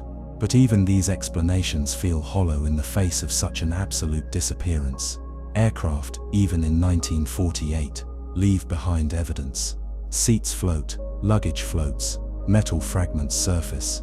But here the ocean held its silence. More speculative theories emerged, that the Star Tiger had entered a dimensional rift, that it was affected by a sudden geomagnetic disturbance, that something anomalous, an electromagnetic fog, a gravitational shift, even alien intervention, had removed it from our realm. These theories are easy to dismiss in scientific circles, but they persist because of how little the official record can explain. The Bermuda Triangle has always hovered between the credible and the unbelievable, a space where facts fade into myth and logic is met with blank stares from the sea. The disappearance of the Star Tiger stands as one of its most haunting examples. 25 lives, a veteran crew, a respected war hero, all lost in perfect silence, under calm skies, in a modern aircraft with no warning. Decades have passed, technological advancements have made the skies safer, but the questions remain. How can something so large, so carefully tracked, simply vanish? How can we trust the rules of reality when reality Bay lay still under the twilight sky? In a world already filled with tales of strange vanishing acts in the region now famously referred to as the Bermuda Triangle, one more would quietly begin that night, without thunder, without storm, and with an eeriness that has never been fully unraveled. It was the strange and unsettling disappearance of the yacht Witchcraft. The Witchcraft wasn't an ordinary vessel. She was a 23-foot luxury cabin cruiser, equipped with all the latest safety gear, including life jackets, flares, a life raft, and even a floating hull that was advertised as being virtually unsinkable. Her owner, Dan Barak, was an experienced yachtsman, a Miami hotelier who loved the sea and knew it well. On that December evening, he invited Father Patrick Horgan, a Catholic priest and longtime friend, to accompany him on a short nighttime voyage. Their plan was simple: sail out a little more than a mile from the Miami coastline to admire the Christmas lights that dotted the shore. A peaceful excursion, a moment of quiet awe at the beauty of the city from the sea. They departed just before sunset, moving gently out from the Miami marina, cutting slowly through the calm waters. Everything seemed in order. No rough waves, no sign of engine trouble, no weather warnings. The sea was at ease. At precisely 9 p.m., just minutes after they had reached their viewing spot, the Coast Guard received a call from Barak via marine radio. He explained that something had struck the hull of the boat, possibly a submerged object. He clarified that there was no immediate danger. The boat wasn't taking on water, but he wanted assistance, just to be safe. It was a precautionary call, calm in tone, suggesting there was no emergency. The Witchcraft was reportedly still afloat, in stable condition, and fully functional. Barak emphasized this. "We're not in any trouble," he had said. The Coast Guard responded quickly. Within 20 minutes, rescue boats were dispatched to the coordinates given, just 1 mile offshore, well within sight of the city. It was a familiar stretch of water, well charted and popular with recreational sailors. The night was clear, visibility excellent. And yet, when the Coast Guard arrived at the designated location, they found nothing. No boat, no debris, no signs of a collision, no oil slicks, no floating life jackets. Just still, empty water under a darkened sky. They expanded the search area immediately. Within the hour, helicopters were scouring the coastline, while ships spread out in wide arcs, checking for currents that might have carried the vessel away. The sea was calm. There had been no freak squalls, no rogue waves, and the Witchcraft was designed to stay afloat, even if swamped. There was every reason to believe that if the boat had experienced any kind of distress, it would have remained visible for hours, if not days. But there was nothing. The Coast Guard continued the search for 6 full days. They covered 1,200 square miles of ocean, rechecking every possible route the Witchcraft could have drifted or been carried by tides. Still, not a single piece of evidence surfaced, not even an oar, not a seat cushion, nothing. The disappearance stunned officials. The fact that the boat vanished less than a mile from shore, in perfect weather, after giving a calm and clear radio call, left investigators with no real starting point. The area had shallow waters, free of deep ocean currents that might drag wreckage away. The boat was too close to land for pirates, and no other ships had reported suspicious activity that night. And yet the vessel had disappeared with both men aboard, leaving no trace behind. As speculation spread, the story of the Witchcraft entered the growing folklore of the Bermuda Triangle. Here was a case with all the classic markers: sudden disappearance, no distress signal beyond the initial check-in, no wreckage, and no plausible explanation. But it also had a surreal quality, an almost cinematic quietness. A moment of peace, a short call for help, then silence. Skeptics have tried to explain the incident through more grounded theories. One idea suggests that the yacht may have suffered a sudden explosion from a fuel leak, obliterating the vessel and sinking it rapidly. But this doesn't align with the fact that there were no signs of fire or debris, and the Coast Guard arrived within minutes. Others proposed that perhaps the boat drifted far off course, but such a theory disregards the Witchcraft's known position and its supposed unsinkable design. If it had drifted, it would have remained afloat long enough to be spotted. There is even the more unorthodox suggestion that the coordinates given by Barak were incorrect, and the rescue crews searched the wrong area. But even if the location was slightly off, the subsequent multi-day search covered such a large radius that it seems nearly impossible the vessel could have remained undetected. Then there are the more mysterious theories, those that look beyond the limits of what we understand. That the Witchcraft encountered an anomalous zone, an electromagnetic disturbance, or perhaps even a rift in time or space. The idea that the Triangle is home to invisible forces that can erase physical objects from our reality may sound far-fetched, but in a case like this, where every rational explanation fails, it's no wonder the mind begins to wander into stranger territory. For those who knew Dan Barak and Father Horgan, their disappearance was more than a mystery, it was a sorrow with no closure. Friends described Barak as cautious, not the kind of man to take unnecessary risks at sea. Father Horgan was known for his calm demeanor and deep spiritual insight. That both men could vanish without a whisper, so close to home, haunted their families for decades. The story of the Witchcraft is one of the most haunting disappearances ever recorded within the borders of the Bermuda Triangle, not because of the scale or number of victims, but because of how close it was. 1 mile. A boat equipped for emergencies. A man who radioed for help not in panic, but in confidence, and yet, gone. The ocean gives, but it also takes. It preserves secrets better than any vault, hiding them beneath miles of silence and time. The Witchcraft became more than a missing vessel. It became a symbol of the Triangle's quiet power.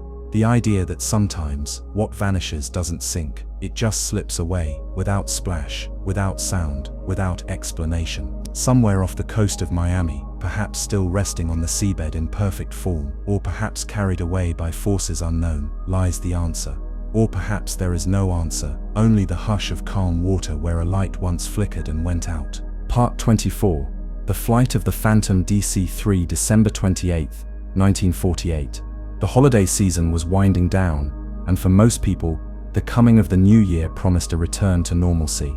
But for the passengers and crew of Flight NC 16002, a Douglas DC-3 traveling from San Juan, Puerto Rico to Miami, Florida, the night would mark not a return to everyday life, but a complete erasure from it. This would become one of the Bermuda Triangle's most chilling and enduring disappearances, a vanishing act carried out in calm skies, with no mayday call, no crash report, no debris, only absence. The DC-3 aircraft was a well-known workhorse of the skies, praised for its reliability and long history of successful military and commercial use. On that December night, Flight NC 16002 was carrying 32 people, 29 passengers and 3 crew members. The plane was operated by Airborne Transport Inc., a small commercial airline, and it was scheduled for a routine overnight hop across the Atlantic waters that separate Puerto Rico from the southern coast of Florida, a distance of about 1,000 miles. For a DC-3, it was a standard journey. The aircraft had been delayed in San Juan due to routine maintenance and some paperwork issues, but eventually, at 10:03 p.m., it lifted off into the night sky. Weather conditions were reported to be excellent. No storms, no strong winds, just clear night air and a smooth forecast.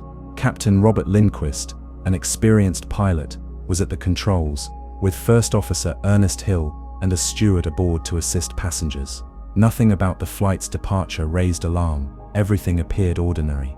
Throughout the flight, Captain Lindquist maintained contact with ground control. He radioed in position reports, confirming progress along the expected flight path. At 4:13 a.m., he contacted Miami Air Traffic Control to report that the plane was 50 miles south of Miami, flying at an altitude of 8,500 feet, and expected to land within the hour. The voice was calm. There were no signs of distress, no anomalies.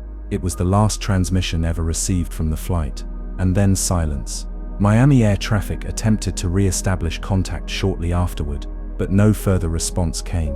Radar failed to pick up the plane. It never arrived. It never sent out a distress signal. It never appeared on shore. Search and rescue efforts were launched immediately. US Navy and Coast Guard vessels scoured the flight path over the Atlantic, flying over thousands of square miles of ocean. But the result was the same as so many other disappearances in the Bermuda Triangle. No wreckage, no oil slick, no life jackets, no bodies. The plane and its 32 souls had vanished. Investigators were baffled. The DC-3 was not over deep ocean trench territory. Much of the flight was over relatively shallow waters of the Bahamas and Florida Straits. If the plane had gone down suddenly, debris would have floated. Life preservers would have surfaced. But there was nothing, absolutely nothing to suggest where the plane had gone or why. It was as if it had been plucked out of the sky and swallowed whole. The Civil Aeronautics Board, CAB, launched a full investigation. Several theories were considered, including electrical failure, navigation errors, fuel exhaustion, or even a sudden catastrophic breakup mid-air. Yet none could explain the absolute lack of physical evidence. It was noted that the plane had been operating with a battery that had been drained due to maintenance errors, and this could have affected the aircraft's communication equipment or internal lighting. However, the radio was working well enough to send a clear message just minutes before the disappearance. If something had gone wrong, why hadn't there been any warning? Why hadn't Lindquist sent a mayday? Another concern was raised about the cargo weight. Some reports suggest the plane may have been overloaded, which could have strained its engines during flight. But again, there was no indication of performance issues during the journey, and no way to verify this after the fact. Passengers aboard the flight included vacationers, business travelers, and families. Most of them were Americans returning home after Christmas spent in the Caribbean. One family in particular, a mother and father with 2 young children, had excitedly spoken with friends about seeing Miami's skyline again. Another passenger, a Navy serviceman returning to his base, had written in a postcard just hours earlier, "See you soon. I'll be back before you know it." None of them ever arrived. Perhaps the most unsettling aspect of the disappearance was how ordinary it all seemed, right up until the moment it wasn't.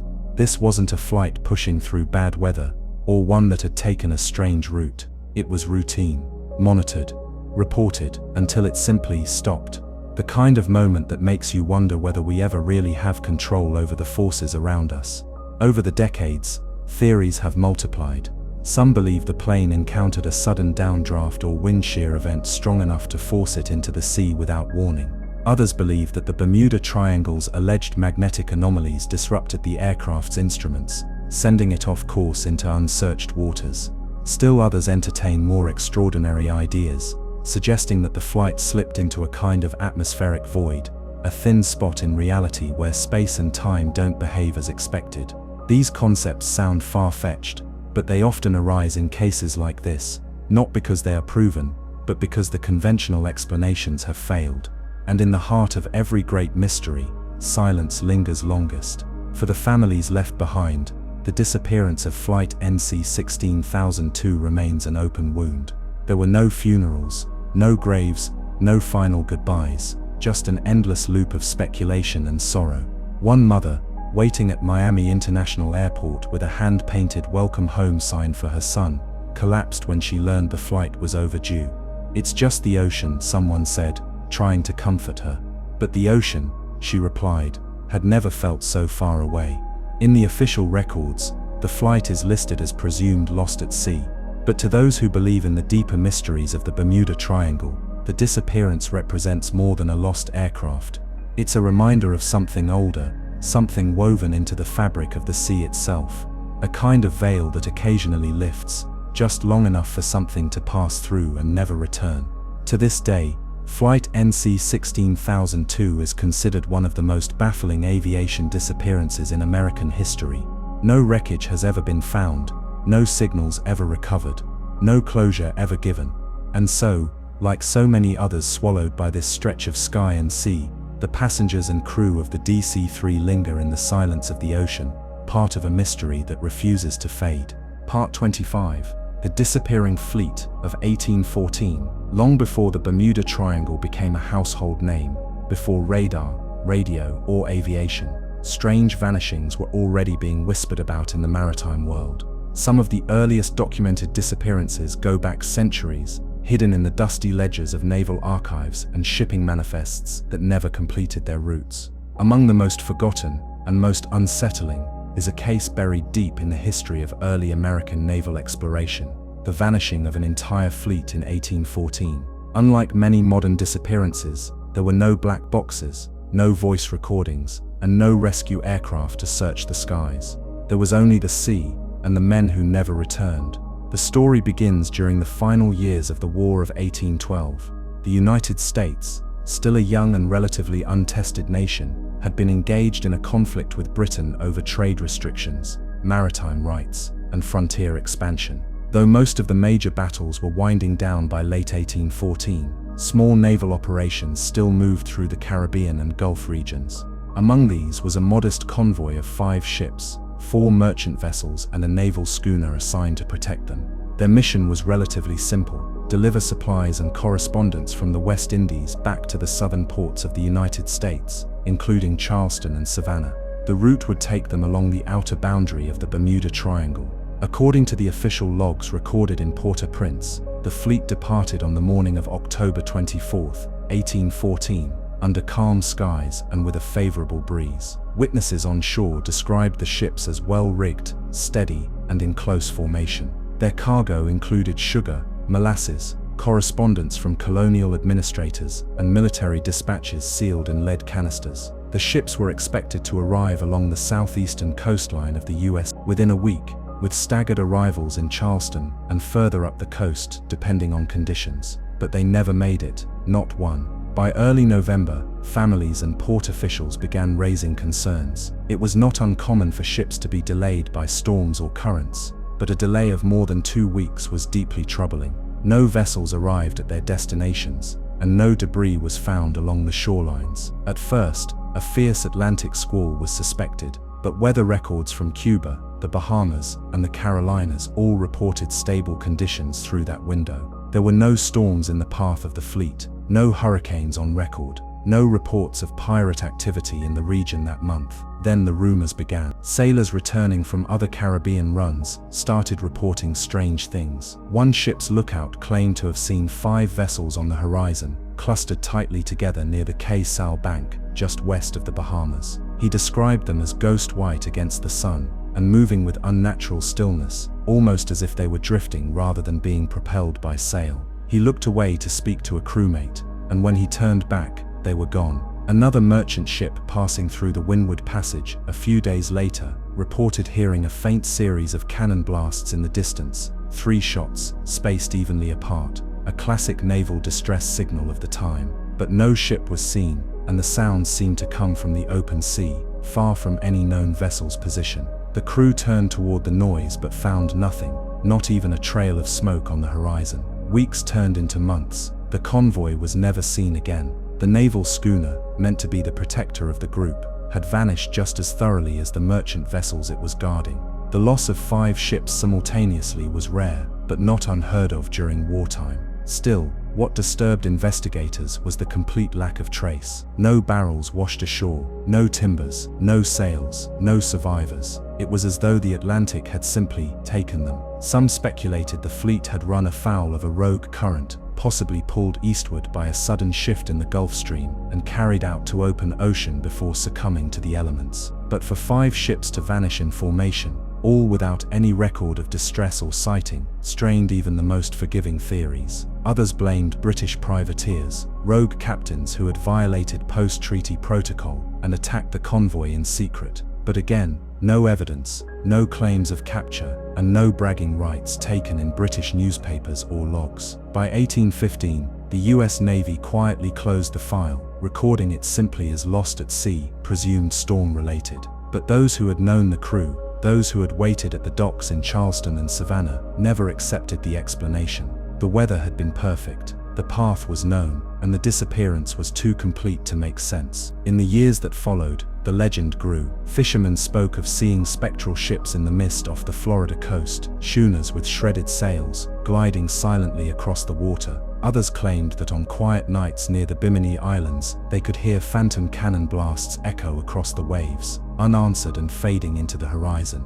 Today, the vanishing of the 1814 fleet is rarely mentioned, overshadowed by more modern disappearances and aircraft losses. But to those who study the deeper timeline of the Bermuda Triangle, it remains a foundational mystery, an early hint that this patch of ocean may have been claiming vessels long before radar made them easier to track, long before the name Bermuda Triangle ever existed. There are no monuments to the sailors who vanished, no gravestones, only the memories recorded in brittle logs, yellowed letters, and grieving letters home. One letter, written by a wife to a husband shortly before his departure, still survives in the archives of the Georgia Historical Society. In it she writes, "May the sea be calm beneath you, and may God bring you safely home to me." Her husband never returned, neither did any of the others. Whatever happened out there on that calm October sea in 1814, it left behind no survivors, no clues, and no answers. Just another story sealed beneath the waves, another whisper from the Triangle.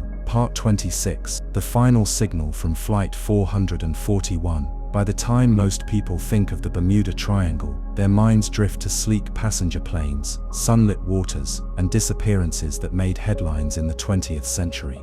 But among the most chilling and least remembered aviation mysteries of this region is one that unfolded in the years following World War II. It wasn't a commercial jet filled with tourists, nor a cargo plane hauling goods across the Atlantic. It was a US Navy super constellation, flight number 441, part of a fleet tasked with transporting personnel and equipment between bases in the Atlantic. On a calm November morning in 1954, Flight 441 vanished without a trace. No mayday call, no crash site, no recovery, just silence. The aircraft was a Lockheed R-7V1 Super Constellation, a massive 4-engine propeller plane built for long-range transport. It was a military workhorse of the time, reliable, fast for its size, and capable of carrying dozens of passengers across thousands of miles of ocean. Flight 441 had been assigned to Naval Air Transport Squadron 3, and on November 9th, it departed from Patuxent River Naval Air Station in Maryland,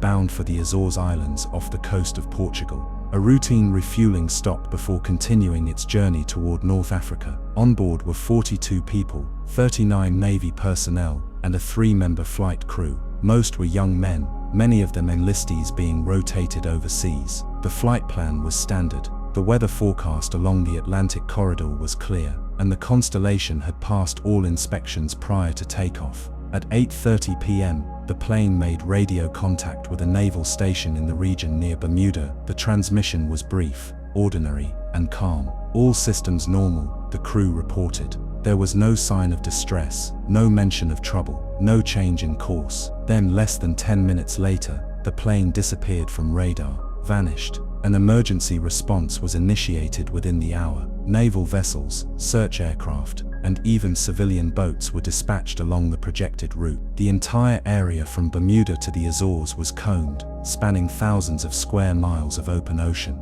But there was nothing. Not a single piece of wreckage was ever recovered. No bodies, no seat cushions, no oil slicks, no flotsam. The Constellation, massive as it was, had simply ceased to exist. This wasn't a case of foul weather or pilot error, at least not in any documented form. Flight 441 had been flying in optimal conditions. Its last transmission was calm, And even if something catastrophic had happened, an engine fire, sudden decompression, or internal explosion, some kind of debris should have surfaced. These planes were made of thick aluminum alloys and steel framework. Even when shattered, they leave behind signs, but the sea gave nothing back. One of the more disturbing aspects of the case is that the super constellation had been equipped with life rafts and flotation gear, as per standard Navy protocol. Emergency beacon systems were also installed, designed to activate upon sudden water landings, yet no signals were received. It was as if the entire craft had been swallowed whole, leaving no time for the crew to deploy life-saving equipment or even call for help. The investigation, conducted quietly by military officials, turned up no solid answers. The final report noted undetermined causes, with suggestions ranging from electrical failure to unknown mechanical stress. But off the record, many began whispering darker theories. Was it sabotage, a Cold War-era interception, or something even stranger, an encounter with the unknown forces that sailors and pilots had begun associating with that invisible triangle between Miami, Bermuda, and Puerto Rico? Compounding the mystery is the timing. Flight 441 vanished only months after another Navy aircraft, a Martin patrol plane, had gone missing under similar circumstances in the same region. That plane too was flying in clear weather, on a routine patrol, and vanished without warning or trace. These back-to-back disappearances sent shockwaves through the naval community, prompting some within the ranks to begin referring to the region as the Devil's Corridor. Though the military never officially adopted the term,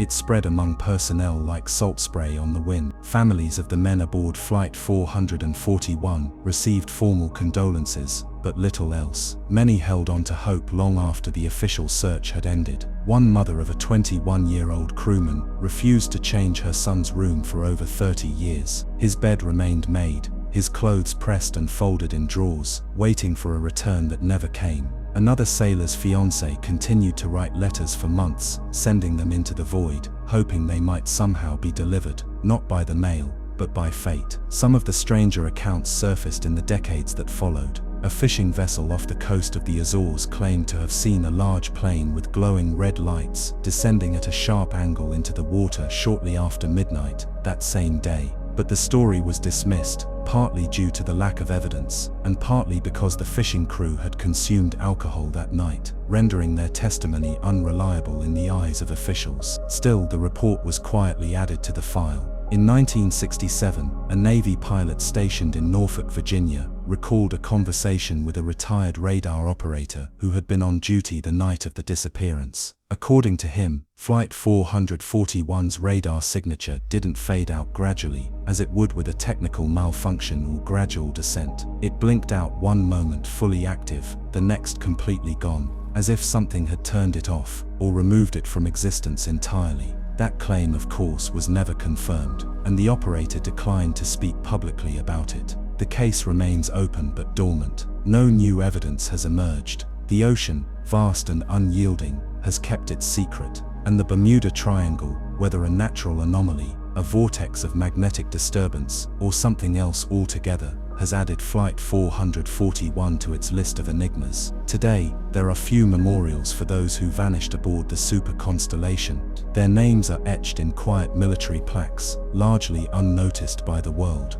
But every time a plane crosses that stretch of Atlantic sky, a shadow remains, a reminder that not all who fly return. Some are claimed, swiftly and silently, leaving behind only stories. And in the case of Flight 441, even the story itself has almost faded, like a final radio signal, crackling through empty air, reaching no one. Part 27.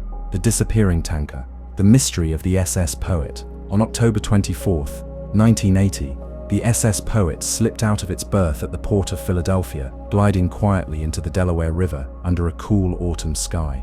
At 7:50 a.m., she passed through the mouth of the bay, her long steel hull carving through the Atlantic as she turned southward toward her destination, Port Said, Egypt.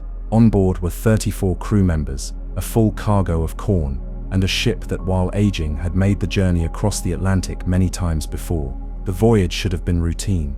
It wasn't. Within days, the SS Poet vanished completely, without a distress call, without wreckage, without explanation. The Poet had a long history. Built in 1944 and originally christened the General Omar Bundy, the vessel began life as a military transport ship during World War II. After the war, it was repurposed for commercial use, renamed multiple times, and finally became the SS Poet. Though nearing the end of its service life by the 1980s, it was still considered seaworthy. But many who had worked on her said the ship had its quirks: persistent mechanical issues, creaking hull seams, and strange electrical behavior. Still, nothing that would suggest a looming disaster. That's part of what makes the story so unsettling. When the Poet left Philadelphia, her path would take her southeast, cutting through the Bermuda Triangle on her way to the open Atlantic. She was scheduled to check in via radio several times during the journey. Her last confirmed communication occurred on the evening of October 24th, just hours after departure. The message was mundane: course and speed reported, no anomalies. She was 500 miles off the coast by then, just entering the Bermuda region. Then, silence. 3 days passed. No scheduled radio updates, no emergency signals, no visual sightings. At first, it was assumed there had been a delay in communication. But when the ship missed her next checkpoint entirely, alarms were raised. The US Coast Guard launched a full search and rescue operation. Planes, helicopters, and ships swept over 270,000 square miles of ocean. Not a single clue was found. No oil slick, no floating cargo, no lifeboats, nothing. To this day, the SS Poet's disappearance remains one of the most haunting maritime vanishments in US history. The case was different from most because of the number of people on board and the complete lack of debris. A ship that size, over 500 feet long, doesn't just vanish.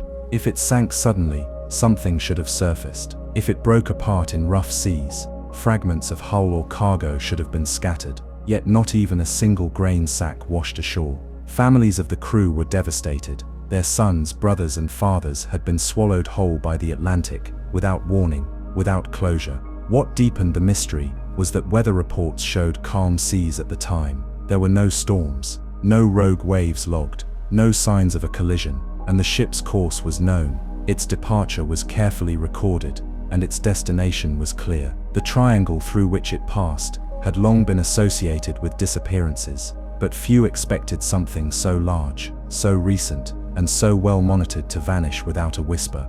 The Coast Guard's final report offered no definitive cause. They suggested the possibility of a structural failure. Perhaps the old hull gave out. Perhaps a sudden shift in cargo caused the vessel to list and capsize. But without evidence, it was little more than a guess. Some engineers theorized that a crack in the aging hull may have led to a rapid and catastrophic failure, too sudden for any distress signal to be sent. Others argued that a bulkhead collapse or engine room explosion could have taken the ship down fast. But even then, why no wreckage? That's what haunts the case the most. Shipwrecks don't just sink cleanly, they break apart. They release oil, they shed debris, but the Poet left nothing behind, like a phantom ship sailing into a wall of vapor. More fringe theories arose, of course. Some whispered about foul play, espionage, sabotage, even piracy. Others pointed to the region itself, drawing a line from the Poet to Flight 19, the US Cyclops, and dozens of other vessels that had disappeared over the decades in that same mysterious zone. Was it magnetic interference? A flaw in space-time? A gateway, perhaps, to another realm? One of the strangest rumors surfaced in 1982, when a retired radio technician claimed to have intercepted an unusual burst of Morse code 2 days after the Poet vanished. The message, distorted and incomplete, allegedly included the ship's call sign and the phrase "engine failure, taking on water." But the signal was never authenticated, and no official agencies could verify the source. Still, it remains part of the lore, one final whisper from a doomed ship drifting in the void.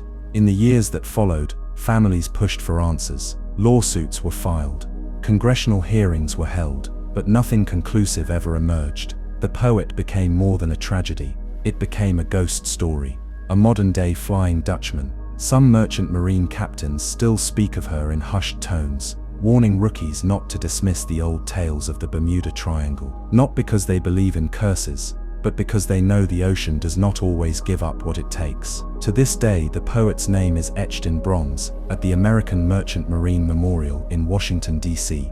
Her story, though rarely told now, remains one of the most inexplicable disappearances of the 20th century. And so she sails, endlessly in memory, a vessel of vanished souls, lost cargo, and questions that may never be answered. Somewhere beyond the horizon, in waters too deep to search and too silent to speak, the SS Poet lies, alone, unseen, and unread, like the final stanza of a poem no one ever finished. Part 28, The Vanishing of the Witchcraft. A Christmas disappearance that defied all logic.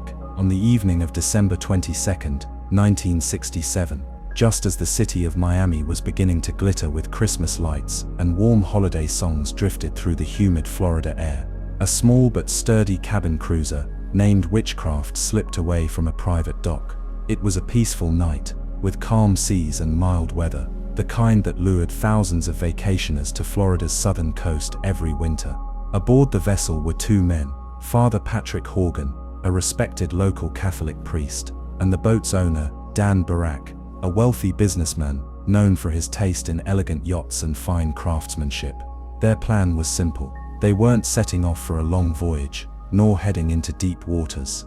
The Witchcraft was only going a few hundred meters offshore, just far enough to admire the Miami skyline from the open sea, its glow reflecting off the water like scattered fire.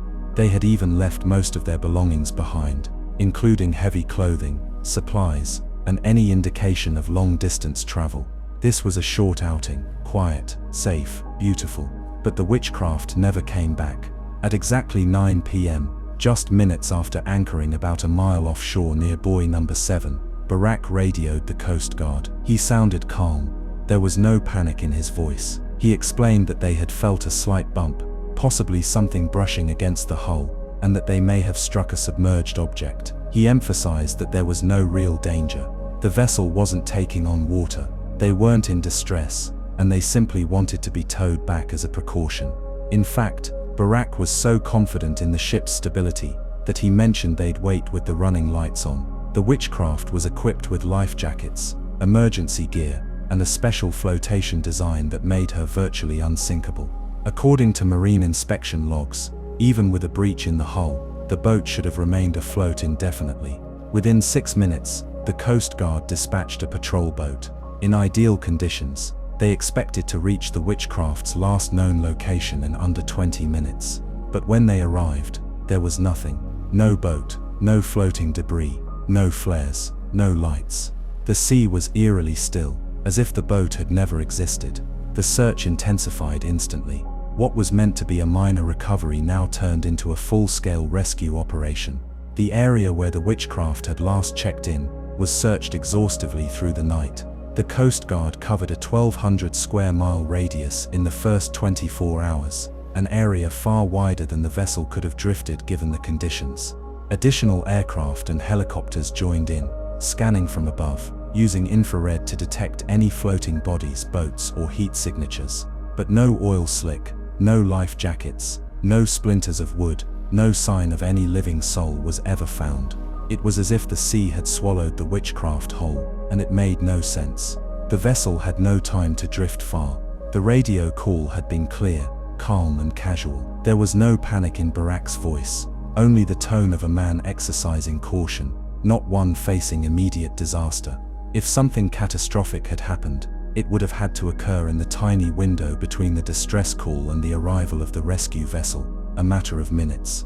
And even in that unlikely scenario, there still should have been something.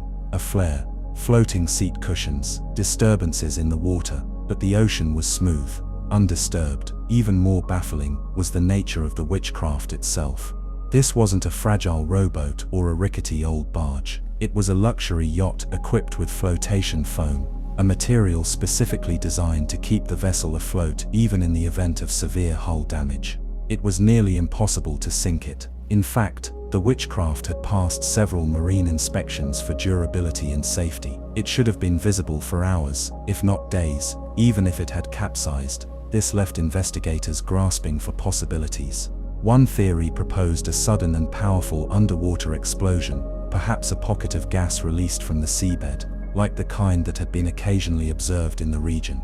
If such a burst had occurred beneath the Witchcraft, it could have momentarily lifted the boat, and then collapsed the seafloor beneath it. swallowing the entire vessel in a vertical drop. But again, this would likely have left bubbles, discoloration in the water, or surface turbulence, none of which were reported. Others suggested a rogue wave or sudden waterspout may have hit the boat without warning. Yet conditions were ideal that night. No storms, no high winds, and certainly no record of rogue waves in such shallow protected waters near Miami. Some whispered about more sinister causes. Could the boat have been hijacked in the brief moments between the radio call and rescue? Unlikely. The Witchcraft was only about a mile from shore, in sight of one of the busiest coastlines in America. A stealthy assault, boarding and removal of the boat without being seen by any aircraft vessel or civilian seems almost impossible. Then there's the explanation no one wants to say too loudly. The Bermuda Triangle. While the Witchcraft technically vanished just outside the traditional triangle borders, its disappearance shared every hallmark of the region's most famous cases: a sudden loss of contact, no trace left behind, and a total absence of mechanical or environmental explanation. For the families of Father Horgan and Dan Barak, the lack of closure was devastating. There was no funeral, no burial, no wreckage to weep over. Just unanswered questions and the hollow hope that maybe somehow the men had survived, drifting elsewhere disoriented or rescued by another vessel. But nothing ever turned up. No bank transactions, no foreign sightings, no clues, just the same static silence that had swallowed hundreds of vessels in the Bermuda region before. To this day, the Witchcraft remains one of the most confounding disappearances in maritime history. The Coast Guard eventually closed the case, recording the boat and its occupants as lost at sea, but even their official reports could not hide the strangeness of what happened.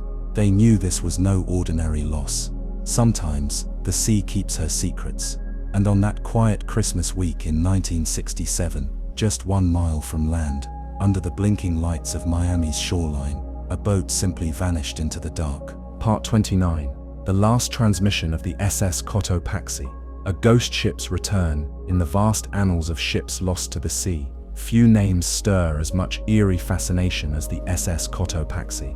Once a proud cargo freighter that plied the waters between the Americas, the Cotopaxi vanished in December 1925, while en route from Charleston, South Carolina, to Havana, Cuba. She was a sturdy vessel, over 250 feet in length, and carried a crew of 32 men along with a cargo of coal. Her disappearance wouldn't have made headlines for long. Ships were often lost to storms, mutiny, or navigational error, if not for what happened almost a century later.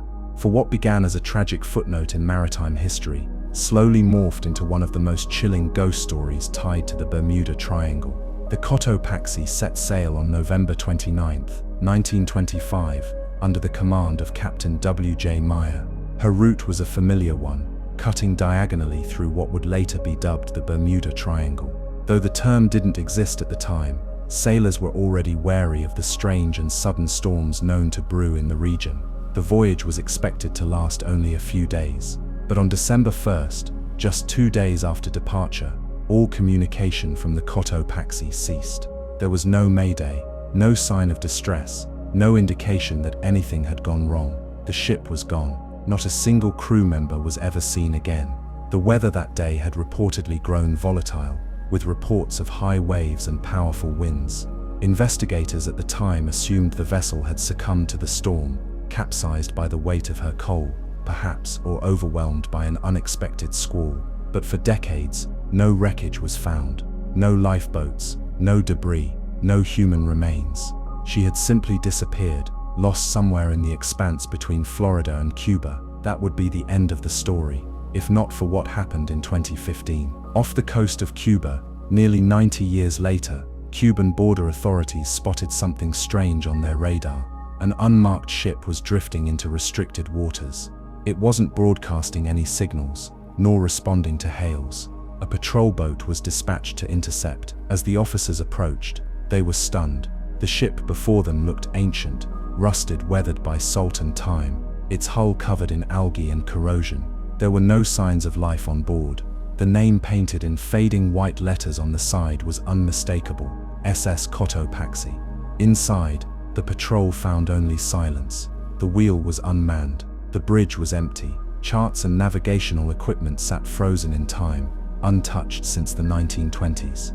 The only sign of recent activity was the fact that the vessel had somehow navigated its way into Cuban waters without running aground or breaking apart, a feat almost impossible for an abandoned ship. There were even whispers, never officially confirmed, that the logbook recovered from the bridge was dated December 1, 1925. The final entry, written in hurried script, mentioned rough seas and a strange malfunction with the ship's compass. The entry stopped mid-sentence. The discovery of the Cotopaxi immediately captured public imagination. Was this an elaborate hoax? A derelict vessel repainted and staged? Or had the ship truly vanished into some temporal pocket of the ocean, only to reappear decades later without explanation? Skeptics quickly offered their theories. They noted that old vessels can drift far from their last known position, sometimes resurfacing years later. Perhaps the ship had been secretly towed, then abandoned again.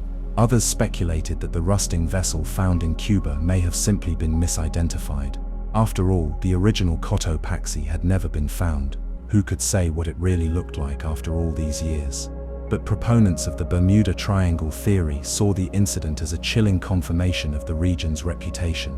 The triangle, they claimed, was not merely a zone of bad weather and magnetic anomalies.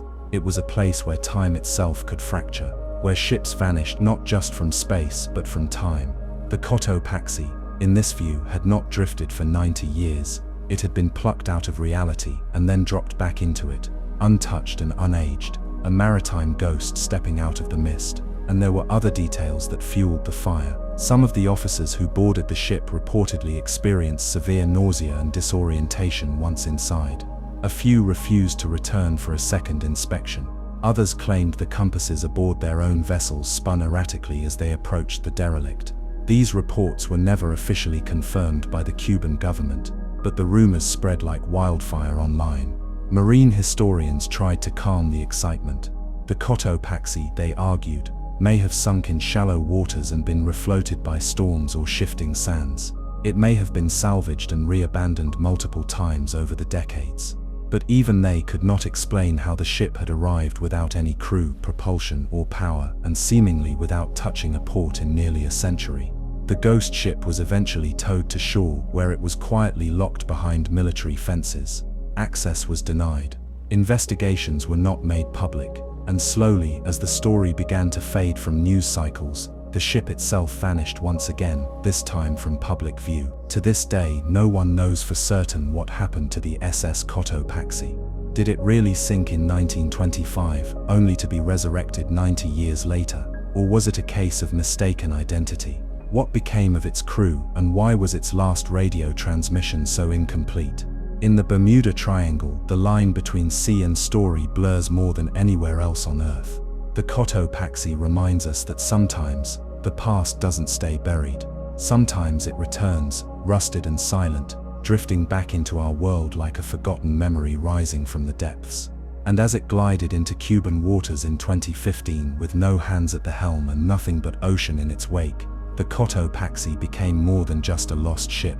It became a question that still echoes beneath the waves. Part 30. The Cursed Flight of NC 16002, a final transmission and an empty sky. Not every disappearance in the Bermuda Triangle is the result of a violent storm or a vanished ship. Some stories begin in the clear light of day, with perfect visibility, calm skies, and every expectation of safety. That was the case with NC 16002, a Douglas DC-3 aircraft that lifted off from San Juan, Puerto Rico, on December 28, 1948. A routine flight with no drama anticipated, it was bound for Miami, Florida, carrying 29 passengers and 3 crew members. Among them were men, women, and children, families returning home after the holidays, business travelers, and a young Navy yeoman heading stateside for a new post. They boarded with luggage and expectation, smiles and handshakes, under the quiet buzz of propellers spinning in the Caribbean air. Captain Robert Lindquist, an experienced and well-respected pilot, was at the controls. The DC-3 was one of the most reliable aircraft of its time, a twin-engine workhorse that had proven itself in wartime and peacetime alike. The weather that night was relatively clear. There were reports of light turbulence and intermittent clouds, but nothing unusual. The route was a well-traveled corridor over the Caribbean, swinging past the Bahamas before touching down in Florida. The journey was supposed to take just under 4 hours. But somewhere in that stretch of ocean sky, the aircraft vanished. No distress call, no explosion, no wreckage. The flight was simply erased. The last confirmed communication came just 50 miles away from its destination. At 4:13 a.m., Captain Lindquist radioed Miami Air Traffic Control, reporting that he was on approach. His message was calm and clear. The DC-3 was flying at 8,300 feet, cruising smoothly. He estimated his arrival in 20 minutes. There was no sign of any problem. And then nothing. Lindquist never made another transmission. The aircraft never appeared on the horizon. Radar showed no deviation, no descent, no turn. It was as if the DC-3 had flown into a hole in the sky. Immediately, a massive search was launched. Navy aircraft scoured the expected flight path. Coast Guard cutters patrolled the waters. Civilian boats and planes joined in. The area between San Juan and Miami was combed for days. Not a single scrap of debris was found. No oil slick, no floating luggage, no life vests, no signals from emergency transmitters. The sky had closed behind the DC-3 like a curtain. The Civil Aeronautics Board conducted an extensive investigation, and while they uncovered some irregularities, none could definitively explain what happened. One of the strangest details was that the plane's batteries had been malfunctioning before takeoff. The electrical system was unreliable, and the ground crew in San Juan noted issues with the radio. Theoretically, this could explain why Lindquist did not send a final Mayday message. If the electrical system failed completely, he would have been cut off. But it did not explain why no wreckage was ever found. Another troubling detail came from fuel calculations. Investigators speculated that the aircraft may not have been carrying as much fuel as required for safety margins. But again, the DC-3 had made it almost all the way to Miami. If fuel were to run out, it would have been during the final approach, where even a crash into the sea should have left floating debris within reach of rescuers. The absence of physical evidence was staggering. Aircraft do not simply vanish without a trace. And yet this one did. The families of the passengers waited for weeks, hoping that wreckage might surface or that a piece of the plane would wash ashore. But the ocean remained silent. The disappearance of NC-16002 became one of the most enduring unsolved aviation mysteries of the 20th century. It was one of the earliest high-profile cases to occur within the bounds of what would later be known as the Bermuda Triangle, and it helped to solidify the region's reputation as a place where logic unravels and the laws of probability collapse. For decades, conspiracy theories swirled. Some suggested the plane was hijacked, but there was no motive, no evidence, and no political context for such a move. Others proposed that a magnetic anomaly interfered with the plane's instruments, leading it off course. But Lindquist had reported his altitude and position with clarity. He wasn't lost. He wasn't confused. Then there were the more speculative claims. A few theorists pointed to the proximity of the flight path to a known military testing zone, suggesting that an accidental missile strike or secret operation had gone awry. Others invoked weather anomalies, clear air turbulence, rogue winds, or sudden downdrafts that could have dropped the plane from the sky. But these explanations still failed to account for the total lack of physical remnants. And then came the stranger ideas. Those who believed the Bermuda Triangle to be more than just a dangerous patch of ocean suggested that the plane had entered some kind of rift. A temporal bubble, a vortex, a fold in space, whatever the mechanism, the implication was the same. The aircraft and everyone aboard had slipped into another dimension, another time, another reality. The idea may sound absurd, but it gains its strength not from what is known, but from what remains unanswered. How does a fully functioning aircraft, flying at a standard altitude, in clear weather, vanish just minutes before landing? Why did the radios suddenly fall silent? Why has no wreckage ever been recovered, despite decades of technological advancement and mapping? Why do planes and ships vanish so often in this precise zone between Florida, Bermuda, and Puerto Rico? The final moments of the passengers remain frozen in time. Were they asleep in their seats, unaware of what was about to happen? Did the lights flicker? Did the cabin grow cold? Or was it instant, a blink, a lurch, a fall into a silence deeper than sea or sky? Today, the case of NC-16002 is still open, at least in the hearts of those who remember it. a marker of the triangle's shadow, a point on the map where memory ends and mystery begins. And when the winds shift over the Caribbean and the clouds thicken in silence, some say the sky still remembers the whisper of propellers, the weight of a plane that should have arrived, but never did. In the invisible corridors between coordinates, the DC-3 continues to fly, forever outbound, forever missing. Part 31, The Silent Signal of Flight 45. A voice cut short over the Gulf Stream. The sun had already begun its slow descent toward the horizon when National Airlines Flight 45 lifted off from Miami International Airport in the early evening of February 13, 1950. It was a routine domestic flight, short, simple, and widely considered safe. The aircraft, a Douglas DC-4, was bound for Tampa, Florida, carrying 27 passengers and crew. The weather that day had been typical for February: mild temperatures, moderate humidity, and visibility stretching for miles. There was no indication, not a whisper, that anything unusual would take place. Yet somewhere over the shimmering currents of the Gulf Stream, Flight 45 ceased to exist. The DC-4 was a reliable four-engine aircraft, a stalwart of post-war commercial aviation. Its pilots were seasoned professionals, and the route from Miami to Tampa was so familiar that it barely registered as remarkable among air traffic controllers. The climb was smooth, the instruments checked out, and all systems were operating normally. Radio contact was established, and the flight path was monitored without issue. That was, until the plane began to drift, and the voice on the other end began to fade. At 5:49 p.m., just as Flight 45 reached its cruising altitude and began to bank gently toward the west, a radio transmission came through. It was brief, just a routine check-in with air traffic control. The voice of the co-pilot, calm and unhurried, reported that the flight was proceeding on schedule,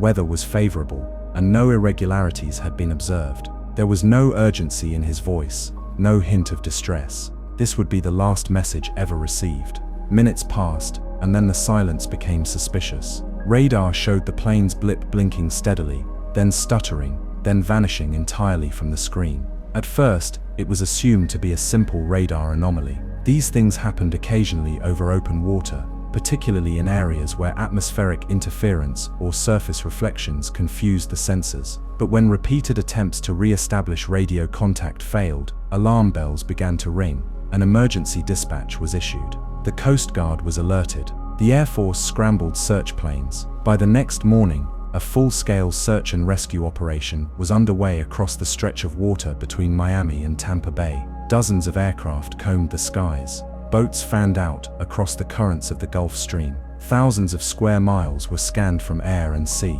and still, nothing.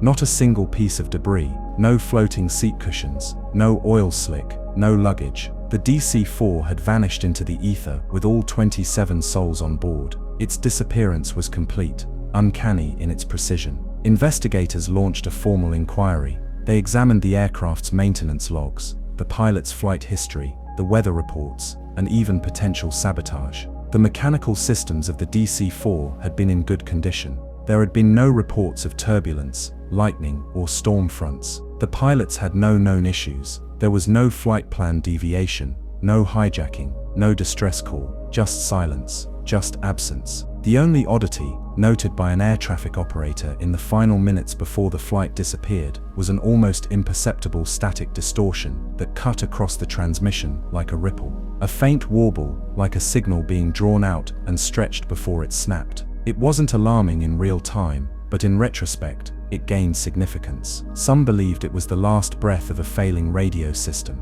Others thought it sounded like a sudden drop in altitude, a sharp shift that yanked the signal out of alignment. And then there were those who said it didn't sound like technical failure at all, but like interference from something else. Some experts speculated that the aircraft may have suffered a sudden structural failure, perhaps a wing snapped off mid-flight, or a catastrophic decompression caused the plane to fall apart. But again, this would have left debris, some trace to be found among the waves. Others floated the idea of a navigational error leading the plane far off course. But radar logs were firm Flight 45 was where it was supposed to be. Theories bloomed in the silence. Could it have been swallowed by a powerful downdraft, pulled into the sea by invisible air currents? Could a mid-air collision with a military jet, unreported and covered up, have caused it to shatter in an instant? And then inevitably came the more paranormal ideas, a rift in space, a bubble in time, a window that had opened for just long enough to let something slip through.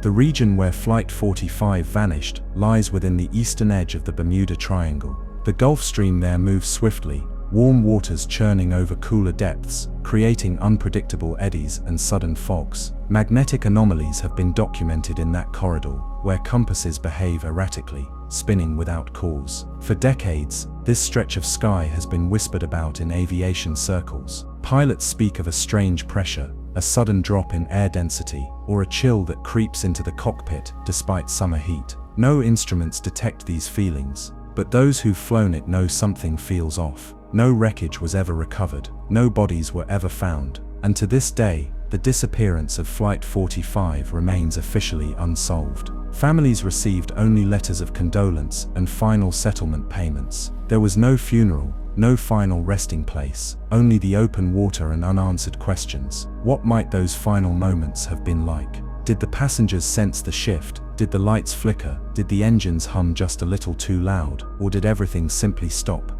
1 second of clear air and forward motion, and then the void. There are those who claim that late at night, pilots crossing that region still hear phantom transmissions, garbled words in mid-century radio etiquette, clipped phrases that don't appear on any modern frequency. Approach, this is Flight 45, do you copy? Some chalk it up to interference or weather balloons. Others aren't so sure. Somewhere high above the Gulf Stream, where the horizon melts into sky and the stars blur over the water, the final path of Flight 45 lingers like a scar invisible to the eye. A straight line that went nowhere. A promise of arrival that never came. And in the air above those restless waves, the silence remains intact, deep, wide, and unspeakably final. Part 32. The vanishing of the star Ariel, a sky swallowed by silence. The sun had barely begun to rise over Bermuda on January 17, 1949, when a sleek and shining plane named the Star Ariel prepared for takeoff. It was a British South American Airways Avro Tudor IV, a stately airliner built for transatlantic travel, boasting 4 powerful Rolls-Royce engines and a reputation for reliability. The flight that morning was to be routine, a direct route from Bermuda to Kingston, Jamaica. The skies were clear, the forecast favorable. It was the kind of weather pilots dreamed of, calm, stable, perfect visibility. But that illusion of peace would not last. The Star Ariel would disappear that day without leaving behind a single clue, and the questions it raised would stretch on for generations. Captain John McPhee was in command of the flight, a seasoned and respected pilot with a long career in the Royal Air Force before transitioning into commercial aviation. His crew was experienced, the aircraft had been serviced and cleared for flight, and the passenger manifest listed 13 souls on board, including the crew. There were no celebrities or diplomats, just ordinary travelers moving between islands on business or vacation. At 8:41 a.m., the Star Ariel departed Bermuda and climbed steadily into the sky. Its destination was only 1,100 miles away, a trip expected to take just under 4 hours. In the early part of the flight, everything proceeded normally. At 9:32 a.m., just under an hour after takeoff, Captain McPhee made routine radio contact with air traffic control in Kingston. His voice was calm and confident. He reported that the aircraft was flying at 18,000 feet, encountering excellent weather with visibility exceeding 100 miles. The signal was strong and clear. There were no signs of turbulence, no technical issues, and no concerns of any kind. And then, nothing. After that final message, the Star Ariel was never heard from again. No distress call, no sign of malfunction, no signal interruption, just a sudden and complete radio silence. Kingston attempted to re-establish contact. Bermuda called back to the airwaves. Other aircraft in the area were asked to listen for transmissions from the Ariel, but none came. The air had gone silent. When the plane failed to arrive in Jamaica by its scheduled time, an alert was issued. Search and rescue teams were immediately deployed. The Royal Navy and American military aircraft joined the operation, sweeping a vast section of the ocean in a desperate hunt for debris or survivors. Ships traversed the expected flight path. Aircraft crisscrossed the skies from Bermuda to the Caribbean. Over 70,000 square miles were searched. They found nothing, no wreckage, no oil slick, no floating debris, not even a scrap of fabric or metal. It was as if the Star Ariel had vanished mid-air, plucked from existence by unseen hands. The shock deepened as investigators reviewed the facts. There had been no adverse weather, not even clouds. The aircraft was fully fueled and functioning. Captain McPhee had followed procedure perfectly. The flight had taken off on time and checked in on time.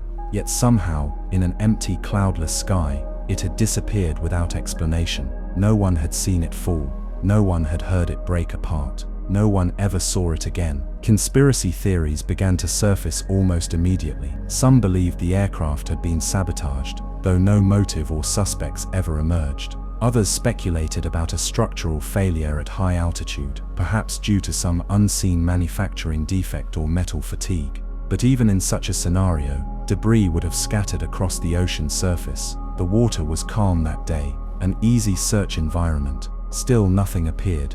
The parallels to another tragedy were impossible to ignore. Less than a year earlier, another Avro Tudor aircraft, Star Tiger, had vanished under similarly eerie circumstances. While flying the same airline, along a route to Bermuda, that aircraft too had vanished without a trace. The disappearance of the Star Ariel seemed to echo the earlier loss like a grim reflection, as if some unseen pattern was asserting itself.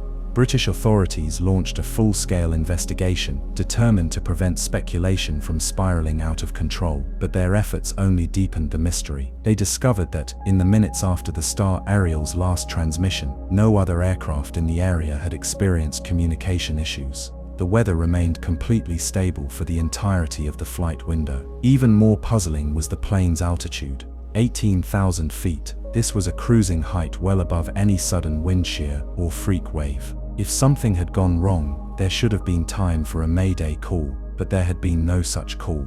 Whatever happened to the Star Ariel had occurred instantly or silently, or both. The official report concluded that the cause of the disappearance cannot be determined, a phrase that offered no comfort to the families left behind. It acknowledged the strange and complete nature of the plane's loss but offered no meaningful explanation. Some suspected electromagnetic interference, perhaps from solar activity or radar disruption, could have disabled both the aircraft's instruments and communications systems simultaneously. But this too was only a theory. There was no evidence. Others turned their attention to the region itself. The Bermuda Triangle, a swath of ocean roughly bounded by Miami, Bermuda, and Puerto Rico, had already gained a reputation for strange occurrences. Ships had vanished here, aircraft had been lost, compasses behaved erratically, weather patterns shifted unpredictably. It was a place where the normal rules of navigation and physics seemed to bend. Was it coincidence that the Star Ariel had vanished in this region? Or was it another data point in a pattern too large and too frightening to fully understand? Some theorists proposed temporal anomalies, claiming that the aircraft may have passed through a rift in space-time, a portal of sorts where the laws of reality warped for a brief moment, swallowing the aircraft entirely. It sounds fantastical, but in a case where even the most basic questions remained unanswered, no theory seemed entirely off-limits.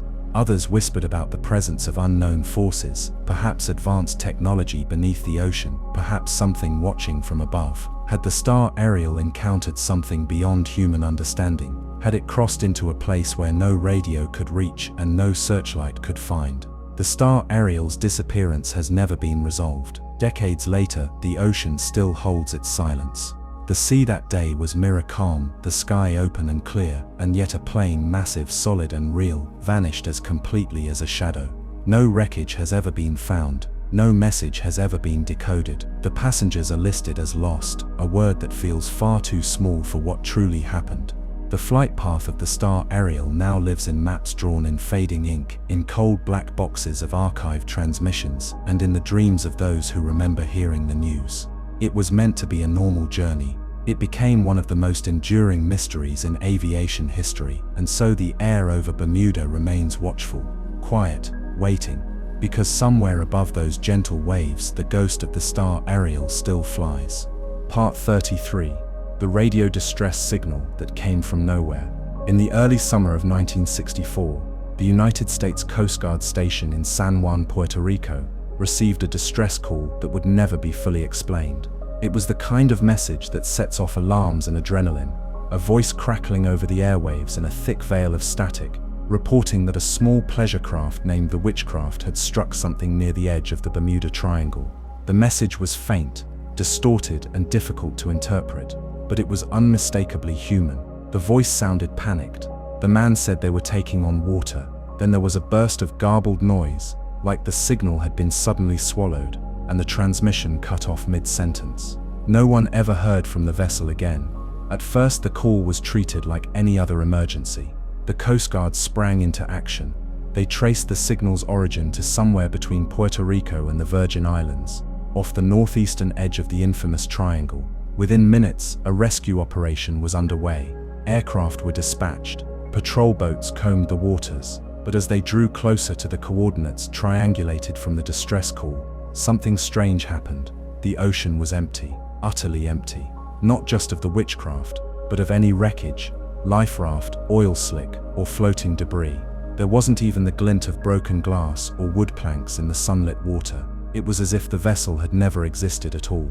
Curiously, the Witchcraft had never filed a formal float plan or been registered with the local marina, making the search even more difficult.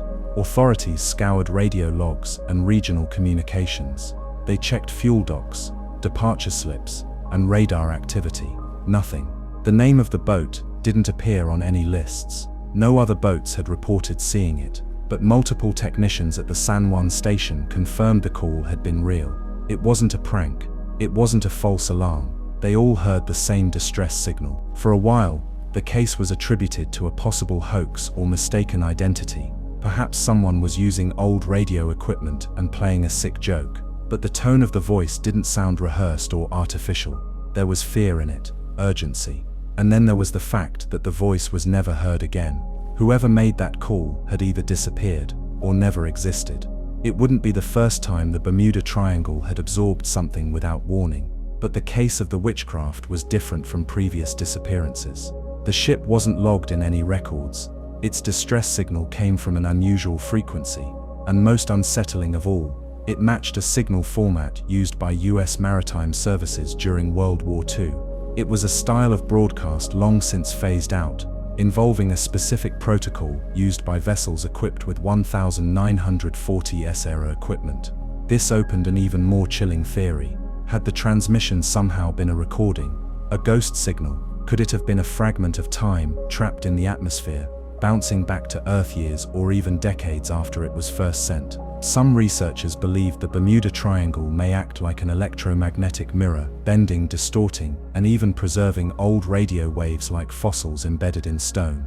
Under the right atmospheric conditions, they theorized, those signals might return for a brief moment, repeating the last cries of vessels lost long ago.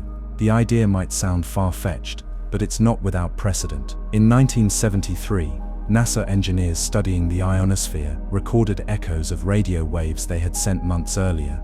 These long-delayed signals, or ghost echoes, became a minor obsession for scientists studying space weather. Could the Bermuda Triangle, long associated with magnetism, navigation anomalies, and compass interference, be amplifying the same kind of phenomena? Adding to the mystery was the odd recurrence of the Witchcraft name itself. It wasn't the first time that particular name had been involved in triangle lore. Just a year earlier, in 1963, a luxury cabin cruiser also named Witchcraft had disappeared near Miami, Florida. That Witchcraft had been captained by a man named Dan Barak, who radioed for help just off the coast after something collided with his boat. Like the later case, no wreckage was ever found, and the disappearance occurred in calm seas under perfect weather. 2 different vessels, 2 different years, same name, same pattern, same silence. Was it a coincidence? Was the second transmission a delayed echo of the first? Or had another boat, years later, taken the same name, only to meet the same fate, caught in the same invisible snare? Some believed the name Witchcraft had become a sort of curse within the triangle, a symbol perhaps of how fragile we are when we try to navigate the unknowable. Others wondered whether the distress call had even come from our time at all. Could it have been a bleed-through from the past? A war-era patrol boat, crying for help through dimensions not yet understood. As the years passed, the incident faded from official records, but not from the minds of those who'd heard the signal. The transmission was never broadcast again. No bodies were recovered, no wreckage surfaced, Just a momentary cry for help, captured on the edge of the deep, and lost to time. The sea, as always, said nothing. Part 34, The Forgotten Flight of DC-3NC 16002. It was a calm evening on December 28, 1948, and all seemed routine aboard the Douglas DC-3 aircraft, designated NC 16002. Operated by Airborne Transport, the plane was on its final leg of a flight from San Juan, Puerto Rico, to Miami, Florida. It was a well-traveled route, and the aircraft had made the journey many times before. Piloting the flight was Captain Robert Lindquist, a veteran aviator with thousands of hours of experience. On board were 29 passengers, men, women, and children, returning home after the holidays. The weather was fair. The night sky over the Caribbean shimmered with stars. There was no sign of trouble, and yet this flight would never arrive. Somewhere between the islands and the Florida coast, it vanished without a trace. The DC-3 departed San Juan shortly before 10 p.m. It had been delayed slightly while ground crew attended to minor maintenance. Nothing out of the ordinary. The flight was uneventful for the first hour. At 12:23 a.m., Captain Lindquist made radio contact with Miami Air Traffic Control, reporting that the flight was 50 miles south of Miami and expected to land in just over 20 minutes. His voice was calm, confident. There was no mention of any issues. Then came silence. Complete, unbroken silence. No further messages were received. The aircraft never landed. As the expected arrival time passed without sight of the plane, emergency alerts were issued. Airfields along the coast were contacted. The U.S. Coast Guard was mobilized. Search and rescue units were dispatched across a wide arc of ocean, focusing on the area where the flight had last reported its position. But despite one of the most extensive air and sea searches in peacetime history, nothing was ever found. No wreckage, no life vests, no fuel slick, no bodies. The DC-3 had vanished as if it had been plucked out of the sky. What made the disappearance even stranger was that the aircraft had never sent a distress signal. There was no mayday, no indication of mechanical failure or loss of control. Whatever happened had to have been immediate or undetectable. As the investigation unfolded, more mysteries emerged. The Civil Aeronautics Board, TAB, tasked with determining the cause, uncovered several oddities. First, the plane's batteries were discovered to have been discharged before takeoff. This meant the aircraft was flying without its full complement of radio navigation equipment, relying instead on visual cues and basic instrumentation. Yet Captain Lindquist had chosen to depart anyway, possibly believing the weather would remain favorable. More puzzling still was the last known position the pilot had given. He claimed the aircraft was only 50 miles south of Miami, but air traffic control radar had never picked up the DC-3 approaching the coast. And there were no visual sightings from nearby aircraft or ships, even though visibility was good. Some theorized that the plane had been far more off course than the pilot realized. But how could a seasoned aviator, flying a well-known route, make such a drastic navigation error? And even if the plane had crashed at sea, why wasn't anything recovered, not even floating debris? Theories abounded. Some suggested the plane might have suffered a catastrophic electrical failure that wiped out its systems mid-flight. Others speculated a fuel leak or vapor lock may have caused a silent engine failure. But in both cases, the aircraft would have glided for several minutes, time enough for Lindquist to radio for help. He didn't. In the absence of hard evidence, some turned to more unorthodox explanations. After all, this flight had vanished in the heart of the Bermuda Triangle, a region already steeped in stories of missing ships, aircraft, and unexplained phenomena. Could the DC-3 have encountered some kind of electromagnetic anomaly that distorted its instruments and prevented communication? Could it have passed through a pocket of air that warped space or time itself, as some fringe theorists have proposed? Others wondered if the aircraft might have stumbled upon something it wasn't meant to, an experimental military exercise perhaps, or a classified technology test that had gone wrong. But there were no military records to support this idea, and no radar blips or reports of explosions were ever logged in the area that night. The families of the victims were left with nothing but silence. No funerals could be held, no remains identified. The case, like so many others within the Triangle, remained open but unresolved.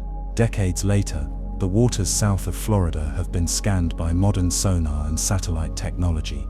But the fate of NC 16002 remains unknown.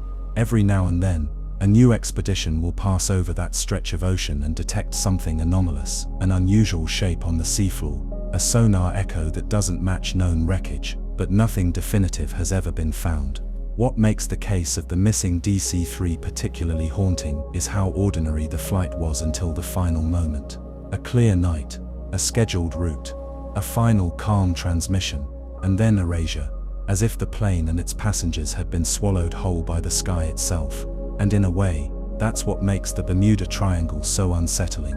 Not the violence of the disappearances, but their stillness. No flames, no calls for help, just a hush that follows like a curtain falling across the final act of a play no one saw. The sea once again offered no answers, only silence, and a stretch of dark water where time seems to unravel, and the sky itself refuses to give anything back. Part 35. The phantom submarine encounter of US Cyclops' sister ship in the spring of 1941, 2 decades after the baffling disappearance of the US Cyclops. A nearly identical vessel named the USS Proteus was cutting through the waters of the Western Atlantic, a massive Navy collier repurposed as a cargo transporter. The Proteus bore striking similarities to her doomed sister ship, same size, same construction. She had even served the same route through the Caribbean and the North Atlantic.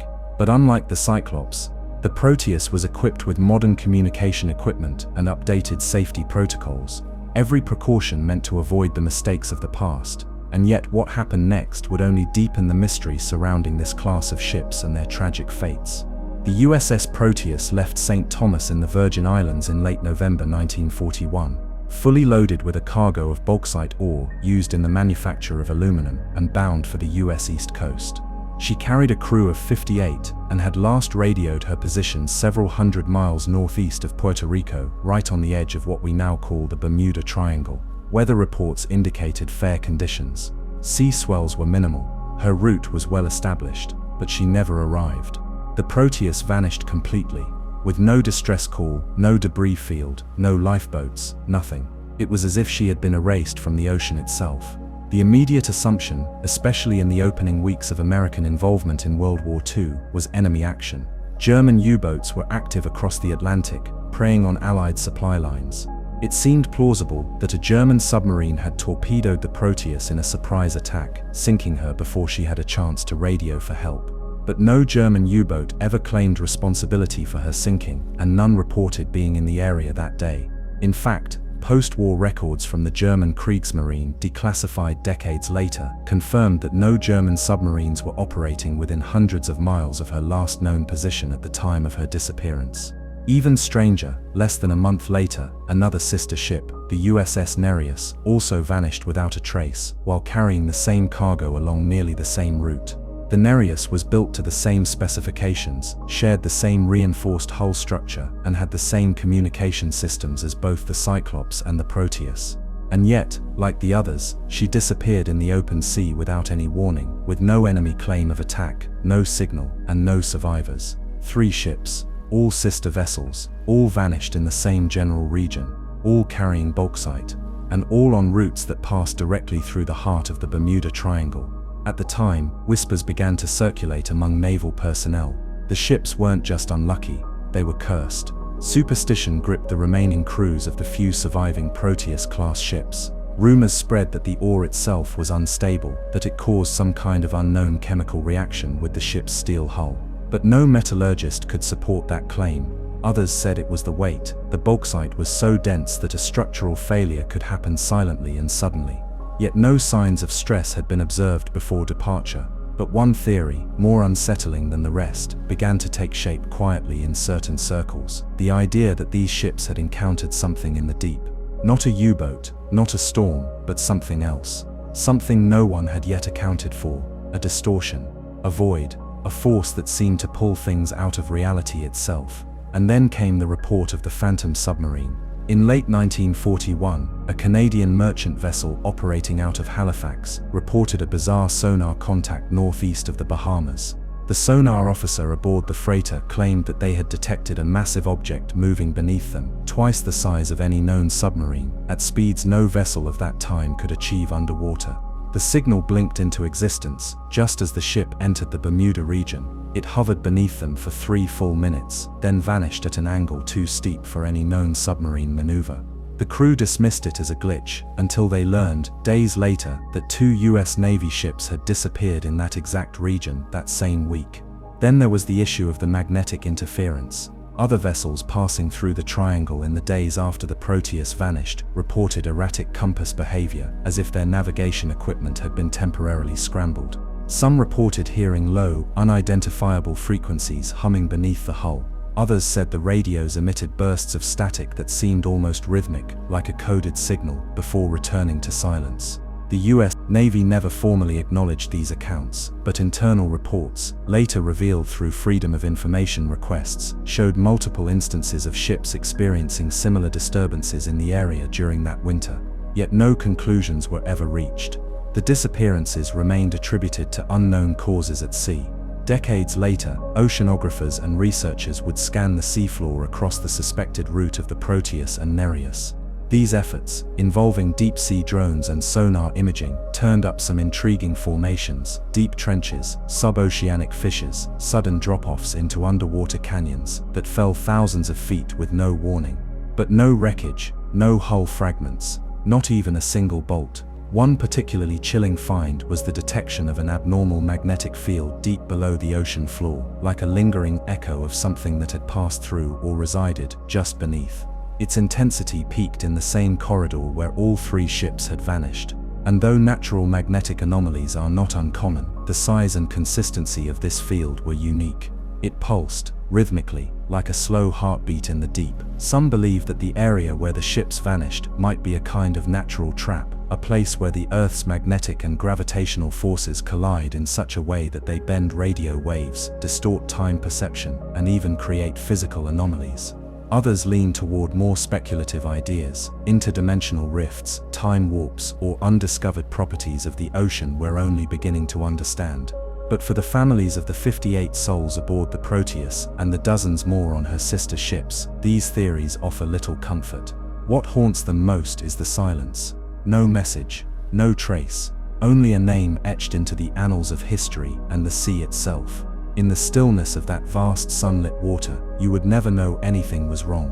But somewhere beneath the surface, something waits, something that may have swallowed 3 ships without a sound, something that leaves no explanation, only questions and silence that stretches on forever.